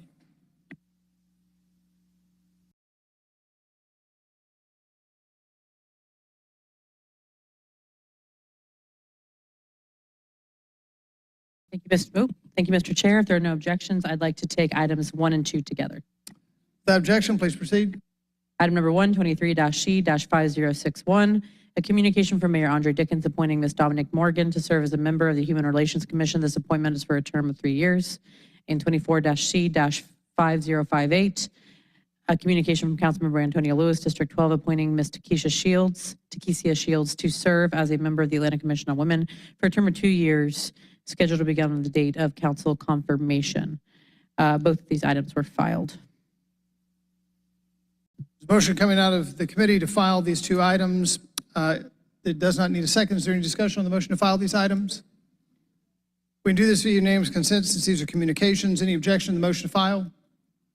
Madam Clerk, please sound the count and unanimous consent on the motion to file. 13 yeas, 0 nays. 13 yeas, 0 nays. The motion to file carries. Thank you. If, again, there are no objections, I'd like to take items number 3 through 11 as a block. Without objection, please proceed.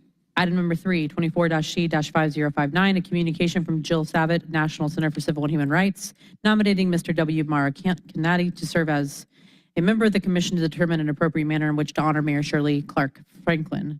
Item number 4, 24-C-5060, commission from Carol Naughton to President and CEO, Purpose-Built Communities, nominating Mr. Greg Gianelli to serve as a member of the commission to determine an appropriate manner in which to honor Mayor Shirley Franklin. Item number 5, 24-C-5061, a communication from Edward Bastian, CEO, Delta, nominating Ms. Katie Childers to serve as a member of the commission to determine an appropriate manner in which to honor Mayor Shirley Franklin. Item number 6, 24-C-5063, a communication from Mayor Andre Dickens appointing Ms. Cannon Kent Grant to serve as a member of the City of Atlanta and Fulton County Recreation Authority. This appointment is for a term of 4 years. Item number 7, 24-C-5065, a communication from Judith Monroe, President and CEO, CDC Foundation, nominating Dr. Robert Franklin, Jr. to serve as a member of the commission to determine an appropriate manner in which to honor Mayor Shirley Franklin. Item number 8, 24-C-5066, a communication from council members Dustin Hillis, Andrea L. Boone, Marcy Collier Overstreet, and Antonio Lewis, appointing Mr. Eric Wilder to serve as a member of the City of Atlanta Reparations Study Commission. Item number 9, 24-C-5067, a communication from Ms. Callie Franklin accepting service on behalf of the Franklin family to commit to the commission to determine an appropriate manner in which to honor Mayor Shirley Franklin. Now, item number 10, 24-C-5068, a communication from Al Wiggins Jr., Commissioner, Department of Public Works, designating Ms. Chiquita Smith to serve as a member of the Keep Atlanta Beautiful Commission. This appointment is for a term of 2 years.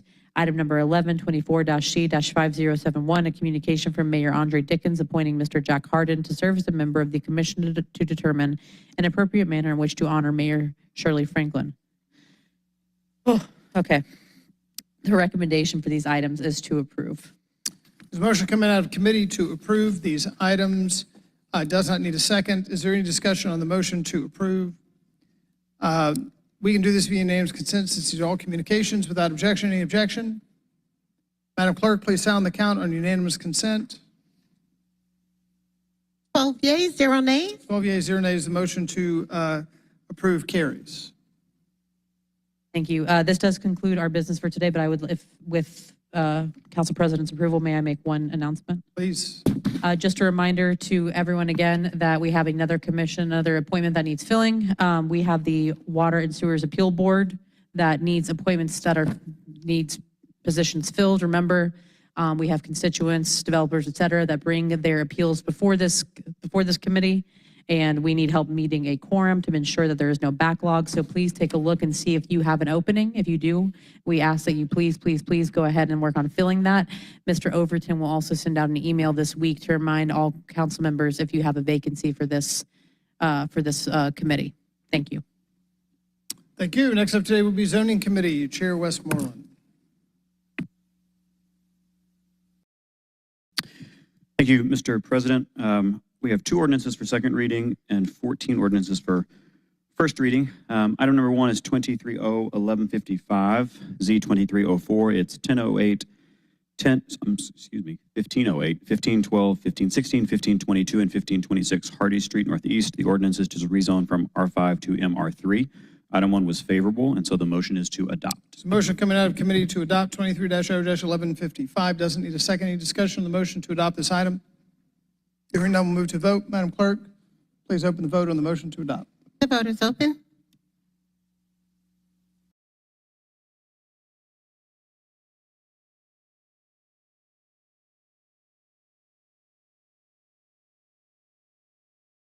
Will everyone please vote? The vote's closed. That's 11 yeas, 1 nays. 11 yeas, 1 nay. The motion to adopt carries. Next item is 23-0-1211, Z2335. It is the Boulder Crest Triangle District to rezone the existing R4, C1, and C1C within the Boulder Crest Triangle District so as to create Chapter 32P in C16 Boulder Crest Triangle Neighborhood Commercial District. Item 2 is favorable as amended, so the motion is to adopt. Motion coming out of committee to adopt as amended 23-0-1211. Doesn't need a second. Any discussion on the motion to adopt as amended this item? Hearing none, we'll move to vote. Madam Clerk, please open the vote. The vote is open.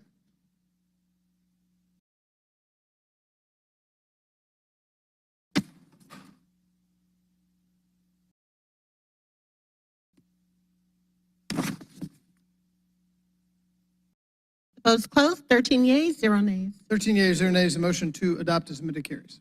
Next up is first reads. There are items 3 through 16, which without objection, I will take as a block. Objection, please proceed. 24O-1240, Z2404, 523 Whitehall Street Southwest is to rezone from I-2 to iMix. 24O-1241, Z2418, 628 Hemlock Circle Southeast is to rezone from R4BL to R4ABL. 24O-1242, Z2419, 1060 Donnelly Hollow Parkway is to rezone from MRC3 CBL WPIZ to MRC3 CBL WPIZ for a major site plan amendment. Item number 6 is 24O-1243, Z2420, it's 383 Lanier Street Northwest is to rezone from RG3C WPIZ to RG4 WPIZ. 24O-1244, Z2421, 3325 Fairburn Road Southwest is to rezone from R4 to PDH. 24O-1245, Z2422 is 1109 Moreland Avenue Southeast is to rezone from R4 to MR3. 24O-1246, Z2423, 807 Reed Street Southeast is to rezone from R4BC to PDH. 24O-1247, Z2424, 666 Smith Street Southwest is to rezone from SPI 18 SA5 to SPI 18 SA10. Item number 11, 24O-1248, Z2425 is 3265 Argonne Drive Northwest is to rezone from R2 to R3. 24O-1249, U2409, 801 Rankin Street Northeast is a special use permit for an outdoor sales area. 24O-1250, U2410 is 4075 Paces Ferry Road, 4095 Paces Ferry Road Northwest, rear 4400 Northside Parkway, rear, and 4496 Northside Parkway, rear. The ordinance is for a special use permit for a private school. 24O-1251, U2411, 875 West Peachtree Street Northwest, 35 7th Street Northwest is an ordinance granting a special use permit to sever excess development density. 24O-1252, U2412 is 2045 Hosea Williams Drive Southeast is a special use permit for a daycare center, as is 24O-1253, U2413 at 499 Broyle Street Southeast. I move to refer these items to ZRB and Zoning Committee. There's a motion to refer these items to ZRB and Zoning Committee by Councilmember Westmoreland. Is there a second? Seconded by Councilmember Hillis. Any discussion on the motion to refer these items? Without further discussion, we'll move to vote. Madam Clerk, please open the vote on motion to refer. The vote is open.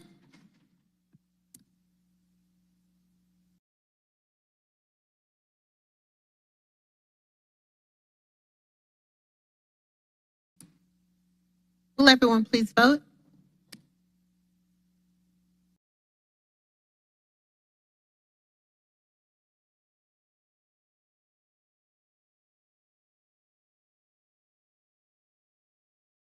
It was closed. 13 yeas, 0 nays. 13 yeas, 0 nays. Motion to refer carries. That concludes my report. Thank you. Next up today will be the Public Safety and Legal Administration Committee. Chair Boone.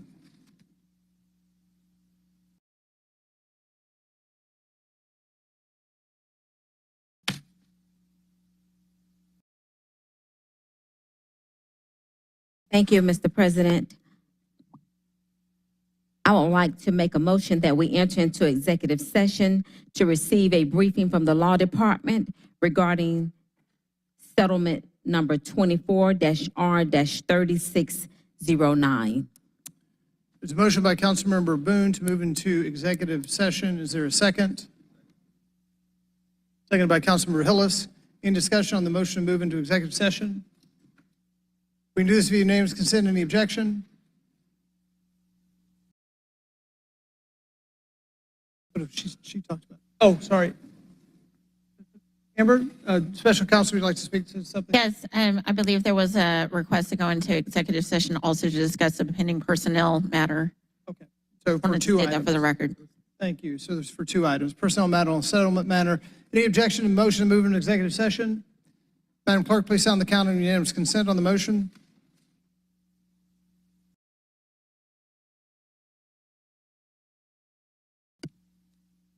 Thirteen yeas, 0 nays. 13 yeas, 0 nays. We now stand in executive session.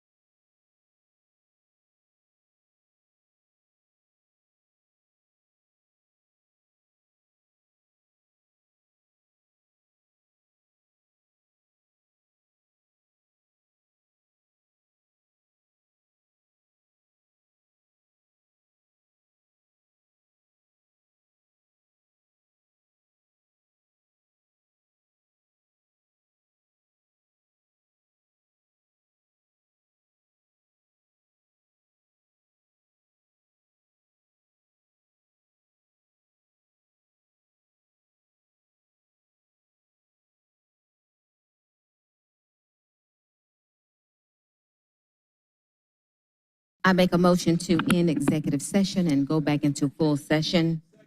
There's a motion by Councilmember Boone, seconded by Councilmember Westmoreland to bring us back into, to end executive session, bring us back into regular session. Is there any discussion on the motion to end executive session? We can do this via unanimous consent without objection. Any objection? Madam Clerk, please sound the count on unanimous consent on ending executive session. 13 yeas, 0 nays. 13 yeas, 0 nays, the motion carries. We're back in regular session. We are on the PSLA committee report. Chair Boone. Item number 1, 24-R-3609, a resolution by Public Safety and Legal Administration Committee authorizing the settlement of all claims against the City of Atlanta in the case of Mary Jordan versus the City of Atlanta Civil Action File number 120CV04567, pending in the United States District Court for the Northern District of Georgia in the amount of $550,000.00, authorizing the settlement amount to be charged to and paid from 1001 Journal Fund Center number 200101, non-departmental account 5212005, litigation expenses, and functional activity number 1512000, accounting and for other purposes. This item was forwarded with no recommendation. Motion to adopt. There's a motion by Councilmember Boone to adopt 24-R-3609. It does need a second. Seconded by Councilmember Winston. Is there any discussion on the motion to adopt this item? Hearing none, we'll move to vote. Madam Clerk, please open the vote on the motion to adopt. The vote is open.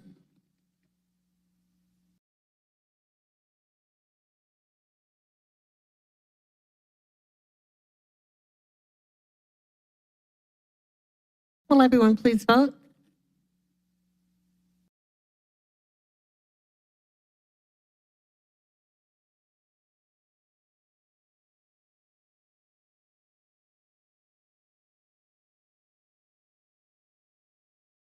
Councilmember Norwood, how did you vote?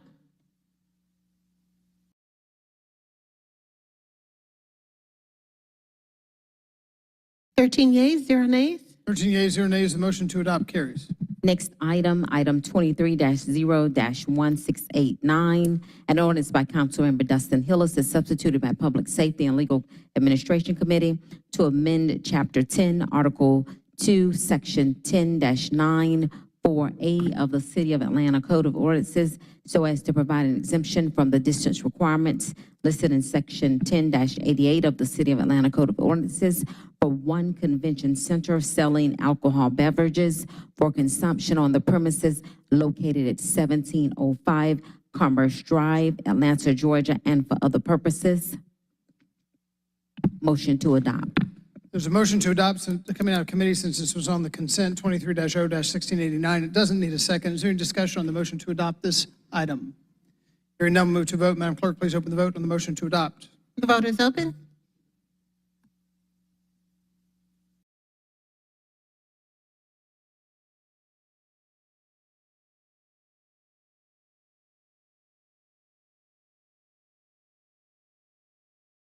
Votes closed. 12 yeas, 0 nays. 1 nay. 12 yeas, 1 nay. 12 yeas, 1 nay. The motion to adopt carries. Thank you, Mr. President. Thank you. Next, we'll move to the City Utilities Committee. Chair Lewis. Mr. President, we have no report. Thank you. Next, we'll move to CDHS. Chair Winston.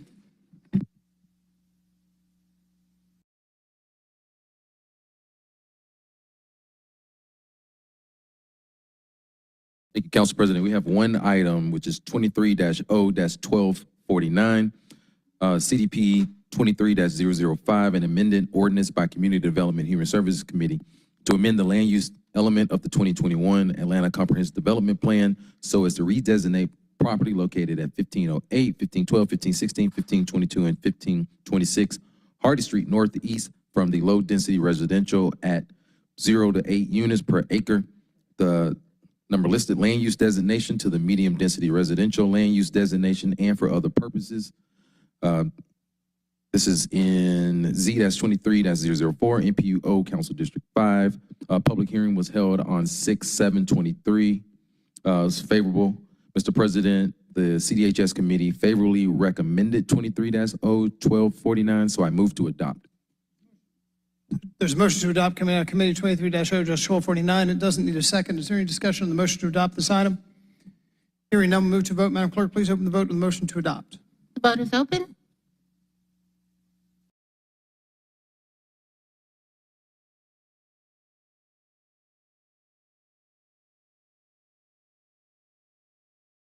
The vote is closed. 12 yeas, 1 nay.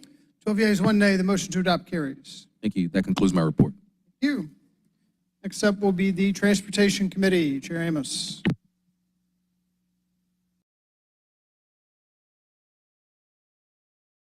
President, we have two items. We'll start with the first one that was pulled off the consent agenda. To my understanding, we would need to do a substitute, and the substitute changes the caption. So I make a motion to bring forward the substitute. There's a motion to bring forth the substitute by Councilmember Amos, seconded by Councilmember Shook. Is there any discussion on the motion to bring forth substitute? Hearing none, we'll move to a vote. Madam Clerk, please open the vote on the motion to bring forth the substitute.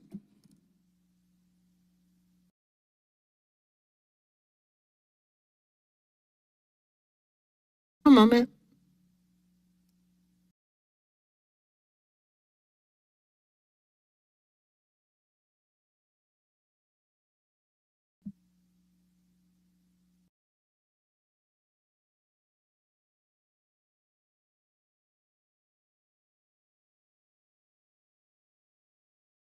Council President, if we can take a voice vote, please. Actually, we can bring forth substitute via unanimous consent without objection. Any objection to motion to bring forth substitute? Madam Clerk, please sound the count of unanimous consent on the motion to bring forth the substitute. 13 yeas, 0 nays. 13 yeas, 0 nays. The motion carries. Substitute is now on the table. Mr. Amos. Thank you, sir. As I said, this substitute will make a correction in the paper, which also changed the caption. So before us, we have 24-R-3023620. Read that again, 24-R-3620. A resolution by Transportation Committee as amended by the Atlanta City Council authorizing the mayor or his designee to execute amendment 2 to the PATH 400 Trail Project Management Agreement for phases 1 and 2 of the project, and PATH Foundation Incorporated, or Georgia Nonprofit Corporation, to update Exhibits B and C to the PMA to memorialize project cost increases and to incorporate new funding commitments from the Livable Buckhead in the amount of $64,258.41, and from PATH in the amount of $431,945.00, and to reallocate T-Splosh funding from phases 1 and 2 to phases 3 of the project and for other purposes. Would they make a motion to approve? There's a motion to adopt as substituted 24-R-3620 by Councilmember Amos. Is there a second? Second by Councilmember Shook. Any discussion on the motion to adopt as substituted?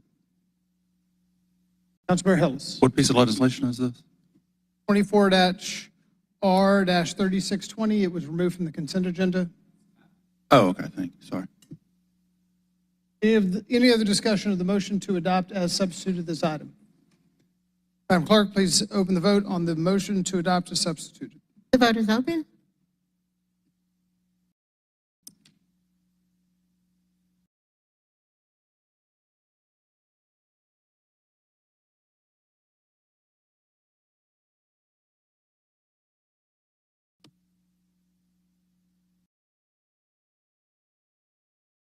Mr. Bond, please state your vote.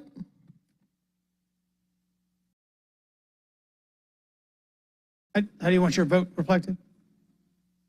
Councilmember Bonds and I. The vote is closed. 12 yeas, 0 nays. 12 yeas, 0 nays. The motion to adopt as substituted carries. Thank you, Mr. President. Our last one for today is item 24-0-1205. It was forwarded to the council recommendation on conditions. Those conditions have not been met by the Atlanta Department of Transportation, so I make a motion to hold this in the breast of council. There's a motion by Councilmember Amos to hold, it is not debatable, to hold in the breast of council, seconded by Councilmember Bakhtiari. We'll move directly to a vote. Madam Clerk, please please open the vote on the motion to hold in the breast of council.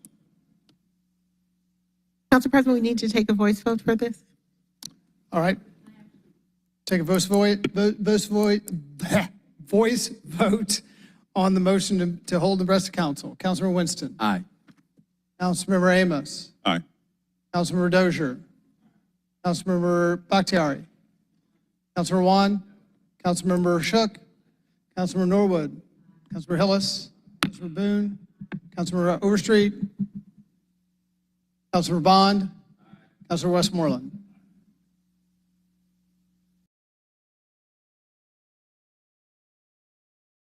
Eleven yeas, one nay. 11 yeas, 1 nay. The motion to hold the rest of council carries. Thank you, Mr. President, and my report.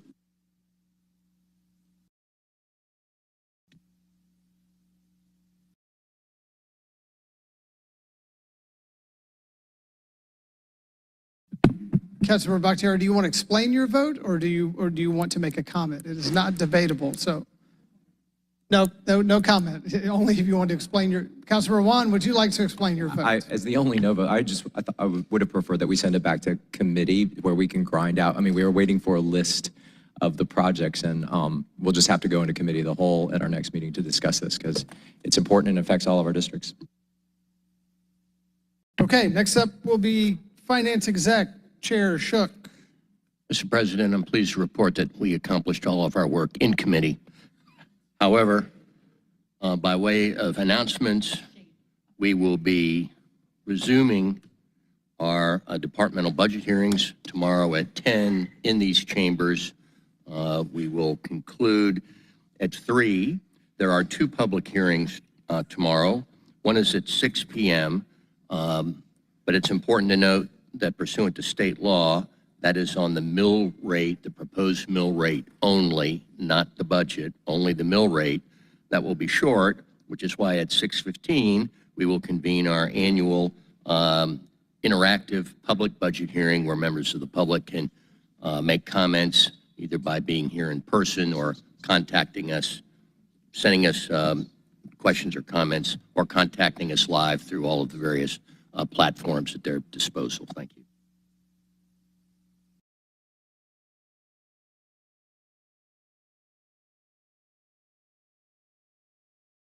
Thank you, Chair Shook. With that, we will move now to personal papers. We have one item for immediate consideration. Councilmember Winston. Thank you, Council President. This item is ELMS ID 35365, a resolution by Councilmember Jason H. Winston, authorizing the reemployment of retiree Tammy Lipsey as a co-lead captain in the ATL Summer Youth Employment Program 2024 at Hartsfield-Jackson International Airport pursuant to Section 3-505C of the Charter of the City of Atlanta, Georgia, for a period not to exceed 520 business days. Compensation will be charged to and paid from the account number listed herein in an amount not to exceed $18,360 and for other purposes.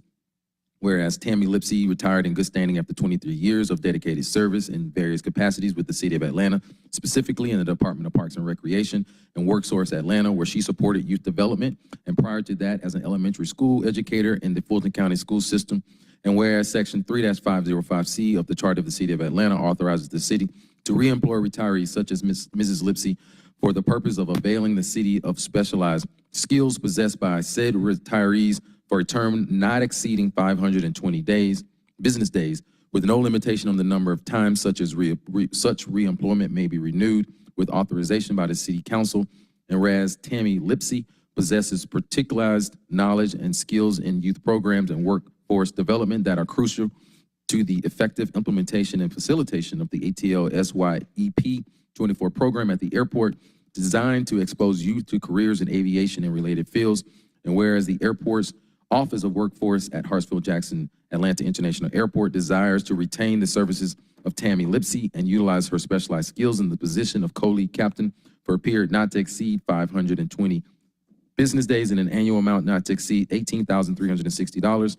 Now, therefore, be resolved by the City Council of the City of Atlanta, Georgia, that the mayor or his designee is hereby authorized to reemploy retiree Tammy Lipsey in the City of Atlanta's Department of Aviation in an extra help capacity without benefits for a period not to exceed 520 business days for annual compensation and not to exceed $18,360 pursuant to the Charter Section 3-505C. Be it finally resolved that compensation will be charged to and paid from FDOA 5501, Airport Revenue Fund, Purchasing Contracts, Salaries, Extra Help, and Airport. I'll make a motion to approve. There's a motion to adopt Elms 35365, seconded by Councilmember Hillis. Is there any discussion on the motion to adopt this item? Hearing none, we'll move to vote. Madam Clerk, please open the vote on the motion to adopt. The vote is open.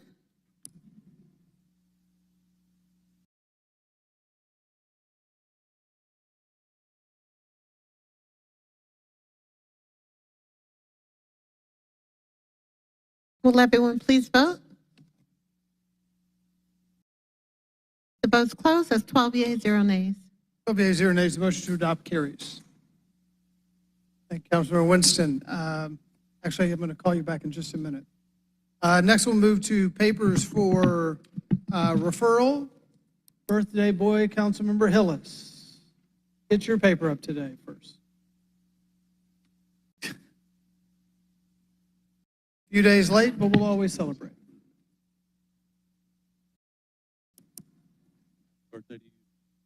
It is a birthday. We are birthday twins. Yes, it is. It is a great day on the calendar. We could. Elms ID 35441, an ordinance by Councilmember Dustin Hillis to amend Chapter 10, Article 2, Section 10-92B12 of the City of Atlanta Code of Ordinances, which provided an exemption from the distance requirements listed in Section 10-88.1 to allow a package store licensed to sell malt beverages and/or wine for one retail establishment selling beer and wine located at 2018 Bolton Road Northwest and for other purposes. Elms ID 35441 will be referred to the FEC. Items, thank you. Thank you so much. Councilmember Amos.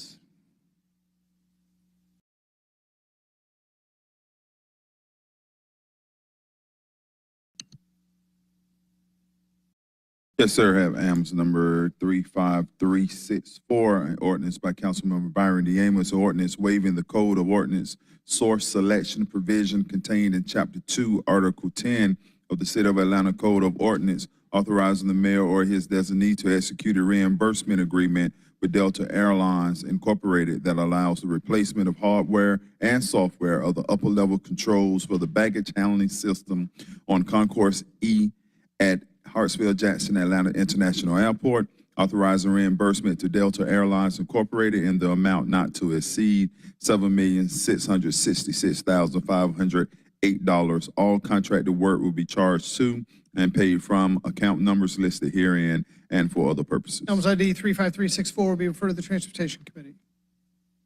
AMS ID 35422, an ordinance by Councilmember Byron D. Amos, an ordinance authorizing the mayor or his designee on behalf of the Department of Aviation to exercise the second renewal option for FC-10300 curbside management services at Hartsfield-Jackson Atlanta International Airport with MTI Limo and Shuttle Services Incorporated doing business as Front Row Parking for a term of 2 years, retroactively effective from May 29, 2024 through May 28, 2026, and to add funding in the amount not to exceed $13,700,001.00. All contracted work will be charged to and paid from account numbers listed herein and for other purposes. Elms ID 35422 will be referred to the Transportation Committee. Thank you. Councilmember Winston, come back up.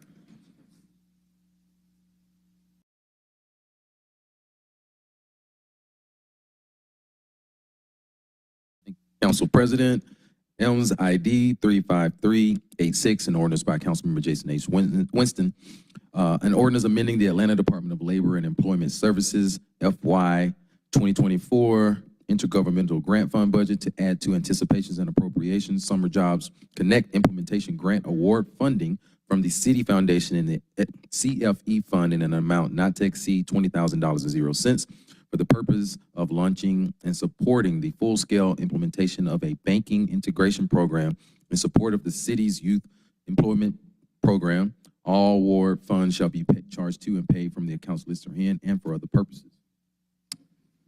Elms ID, sorry, 386. 35386 will be referred to CDHS. The next is Elms ID 35387, an ordinance by Councilmember Jason H. Winston to ratify services rendered by Puffin Real Estate LLC in connection with a housing assistance payment contract with Puffin beginning June 1st, 2024 through the execution of the new HAP contract with Puffin, and to authorize the mayor or his designee on behalf of the Department of Grants and Community Development to enter into a HAP contract with Puffin in an amount not to exceed $247,104.00 for the purpose of providing rental subsidies at the Washington Street Apartments in order to house 16 low-income families under the U.S. Department of Housing and Urban Development Section 8 Moderate Rehabilitation Program. All contracted work to be charged to and paid from the accounts listed herein and for other purposes. Elms ID 35387 will be referred to CDHS. Elms ID 35400, an ordinance by Councilmember Jason H. Winston to waive Chapter 2, Article listed of the City of Atlanta Code of Ordinances to retroactively authorize and ratify the City of Atlanta submission of an application for the Shelter and Services Program allocated grant from the Federal Emergency Management Agency for the purpose of providing shelter and other services to non-citizen migrants recently released from the Department of Homeland Security custody in the City of Atlanta in an amount not to exceed $10,890,662.00 to authorize the mayor or his designee to accept said grant and for other purposes. Elms ID 35400 will be referred to CDHS committee. Elms ID 35435, a resolution by Councilmember Jason Winston requesting the mayor or his designee to make the intersection of Moreland Drive Southeast and Woodland Avenue Southeast an always stop control intersection, to request the Atlanta Department of Transportation to install stop signs at the intersection and for other purposes. Elms ID 35435 will be referred to the Transportation Committee. Elms ID 35440, a resolution by Councilmember Jason Winston requesting the mayor or his designee to install traffic calming devices on Moreland Drive Southeast between Fisher Road Southeast and Hazel Rig Drive Southeast in order to reduce speeding and for other purposes. Elms ID 35440 will be referred to the Transportation Committee. Thank you. You, Councilmember Boone.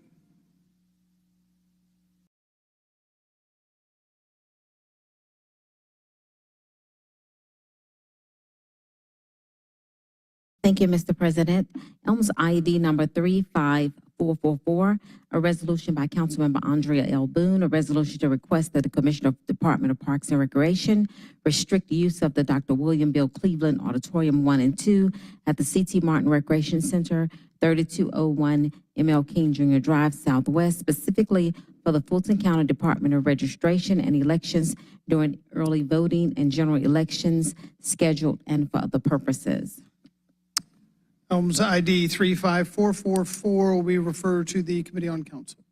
Elms ID number 35398, an ordinance by Councilmember Andrea L. Boone, an ordinance authorizing the mayor or his designee to enter into amendment number 2 for agreement SP APD 2212-1230170 body camera police equipment and services with Axon Enterprise, Inc. on behalf of the Atlanta Police Department to add the Atlanta Fire and Rescue Department, AFRD, and the Department of Corrections, DOC, as authorized users, to list funding streams for authorized users, and to add additional funding to the annual contract in an amount not to exceed $6,465,777.58. All contracted work will be charged to and paid from the fund department organization and account number listed herein and for other purposes. Elms ID 35398 will be referred to the PSLA Committee. Mr. President. Thank you. I just want to make a correction. 35441, Mr. Hillis's legislation, that should go to PSLA, not to FEC.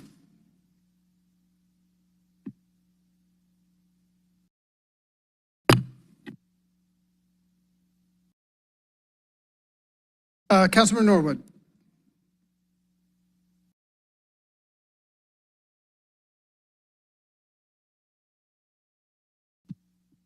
Elms 35423, an ordinance by Councilmember Mary Norwood authorizing the mayor or his designee on behalf of the city of Atlanta to enter into a First Amendment to ground lease between the city and the Georgia Building Authority to extend the term of such ground lease for a period of 20 years through December 31st, 2069, and for other purposes. Elms ID 35423 will be referred to the CDHS committee.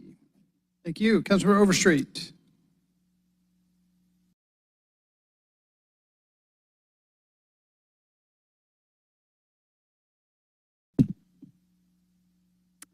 Elms ID number 35424, an ordinance by Councilmember Marcy Collier Overstreet to authorize the chief financial officer to transfer up to $6 million and 0 cents to the Atlanta Development Authority doing business as Invest Atlanta in order to fund the Invest Atlanta Grocery and Fresh Food Providers Initiative pursuant to that intergovernmental agreement for economic development services between the City of Atlanta and Invest Atlanta for the public purpose of promoting the development of high-quality grocery and fresh food providers and related efforts to increase access to fresh food in low-income access, LILA, neighborhoods in Atlanta, priority areas of the city, and other targeted areas of the city to authorize the chief financial officer to make any budget amendments, operating transfers, and other actions necessary to enable the transfer of said funds to Invest Atlanta and for other purposes.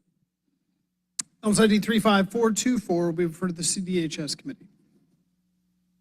Thank you. Councilmember Juan. Thank you, Mr. President. Elms ID 35442, an ordinance by Councilmember Alex Juan, authorizing a donation in an amount not to exceed $2,500.00 from the District 6 carry forward account to the Piedmont Heights Civic Association, Inc., pursuant to section number listed of the City of Atlanta's charter to assist with costs associated with the Beltlines of Area 6 master plan and for other purposes. Elms ID 35442 will be referred to the CDHS committee. Councilmember Bond.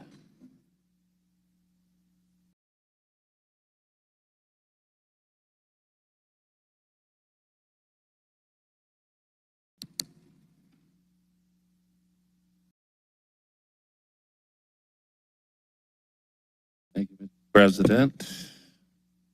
Elms ID number 35443.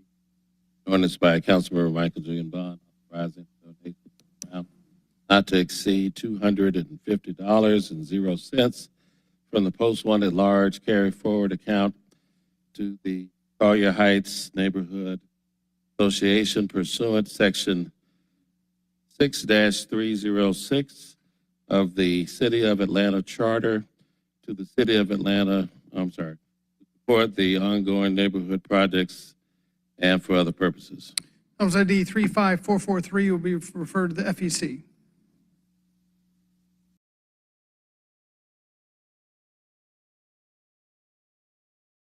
Elms ID number 35445, an ordinance by Councilmember Michael J. Bond, authorizing the transfer of blank from blank to the Post One carry forward account to the Post One at Large expense and distribution accounts to continue serving the Atlanta community and for other purposes. Elms ID 35445 will be referred to the FEC.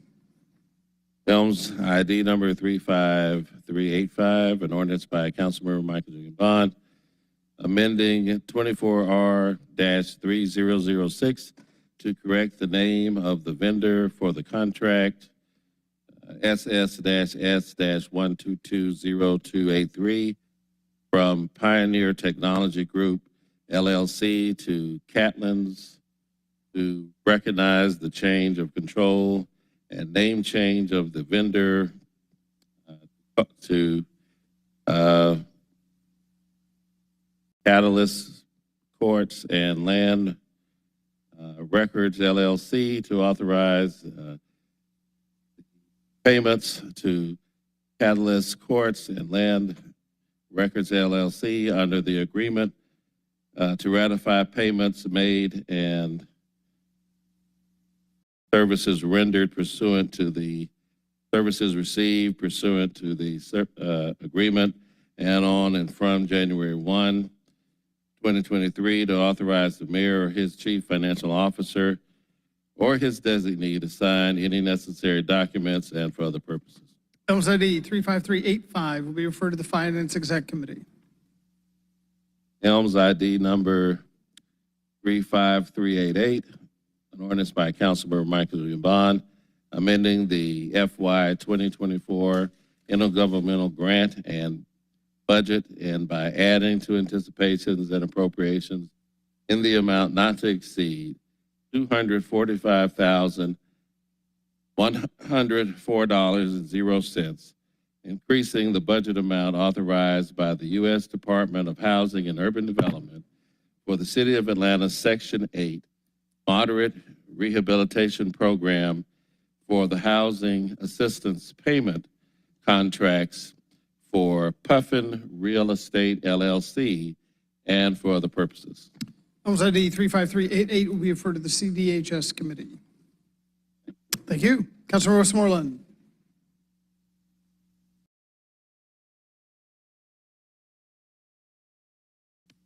Thank you, Mr. President. Elms ID 35447, ordinance by Westmoreland authorizing a donation in an amount not to exceed $5,000 from the Post 2 at Large Carry Forward account to Zoo Atlanta. Elms ID 35447 will be referred to the FEC. 35446, Westmoreland donation in an amount not to exceed $5,000 to the Little Five Points Community Improvement District and for other purposes. Elms ID 35446 will be referred to the Finance Exec Committee. Elms ID 35448, an ordinance by council members Westmoreland, Bakhtiari, Juan, Faroki, Overstreet, Boone, Bond, and Lewis to authorize the removal of 102 privately owned billboard faces and their supporting structures permitted under Part 16, Chapter 28A of the 1982 zoning ordinance of the City of Atlanta as amended in exchange for the right given to their owners to upgrade 25 faces and their supporting structures and for other purposes. Elms ID 35448 will be jointly referred to the Zoning and CRB Committees. Thank you. Councilor Bakhtiari.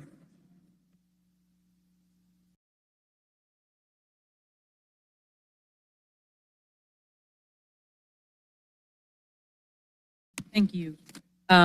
First paper, Elms ID number 35450, resolution by Councilmember Liliana Bakhtiari to amend Resolution 23-R-4170, adopted by the City Council on November 6, 2023, and approved by operation of law on November 15, 2023, authorizing the contribution of a total amount not to exceed $40,000.00 to the Historic Oakland Foundation to support the Oakland Cemetery Capital Improvement Project to correct the funding account numbers for the District 5 contribution and for other purposes.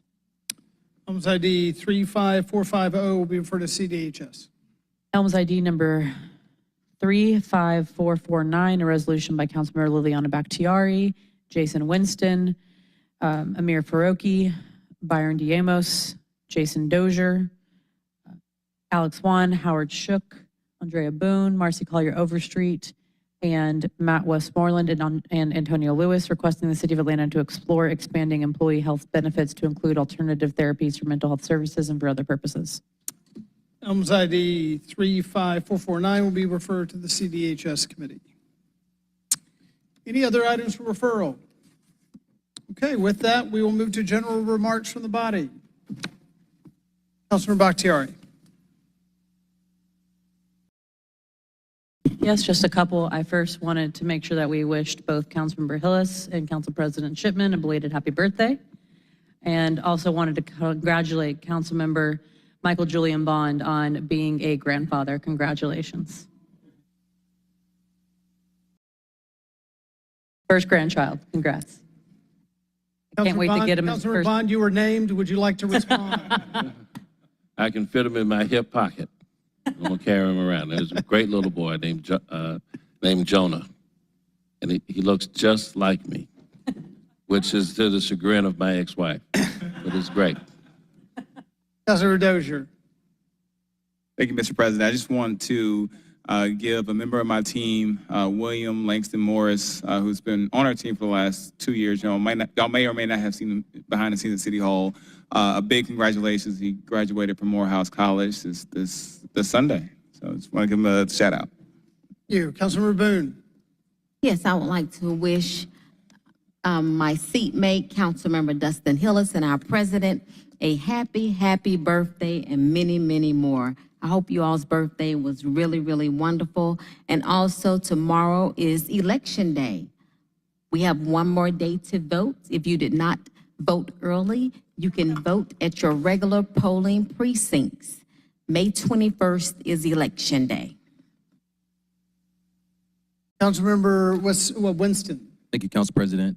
Just want to let folks in District 1 know that our District 1 Open for Business event, that's this Wednesday at Eventide, has officially reached capacity. We have over 100 people that have signed up for the event. We're going to have Invest Atlanta, Atlanta Beltline, the Office of Procurement will be signing people up to do business with the City of Atlanta on the spot. And so just want to thank everybody for all the excitement around the event this Wednesday at Eventide in Grant Park. And then lastly, just a point of privilege here, I just want to wish my daughter a happy 2nd birthday. She turns 2 this Friday. So happy birthday, Decker James. Can't wait to celebrate you. Thank you. Thank you, Councilmember Bond. Thank you, Mr. President. I wanted to congratulate our intern in the Post 1 at Large office, Christian Harvey, who graduated from Morehouse College yesterday. So we wish him well and his experience. He'll be working with us through the summer, but we want to wish all the graduates that matriculated across the stage and turned their tassels, wish them a happy commencement and on with the rest of their lives.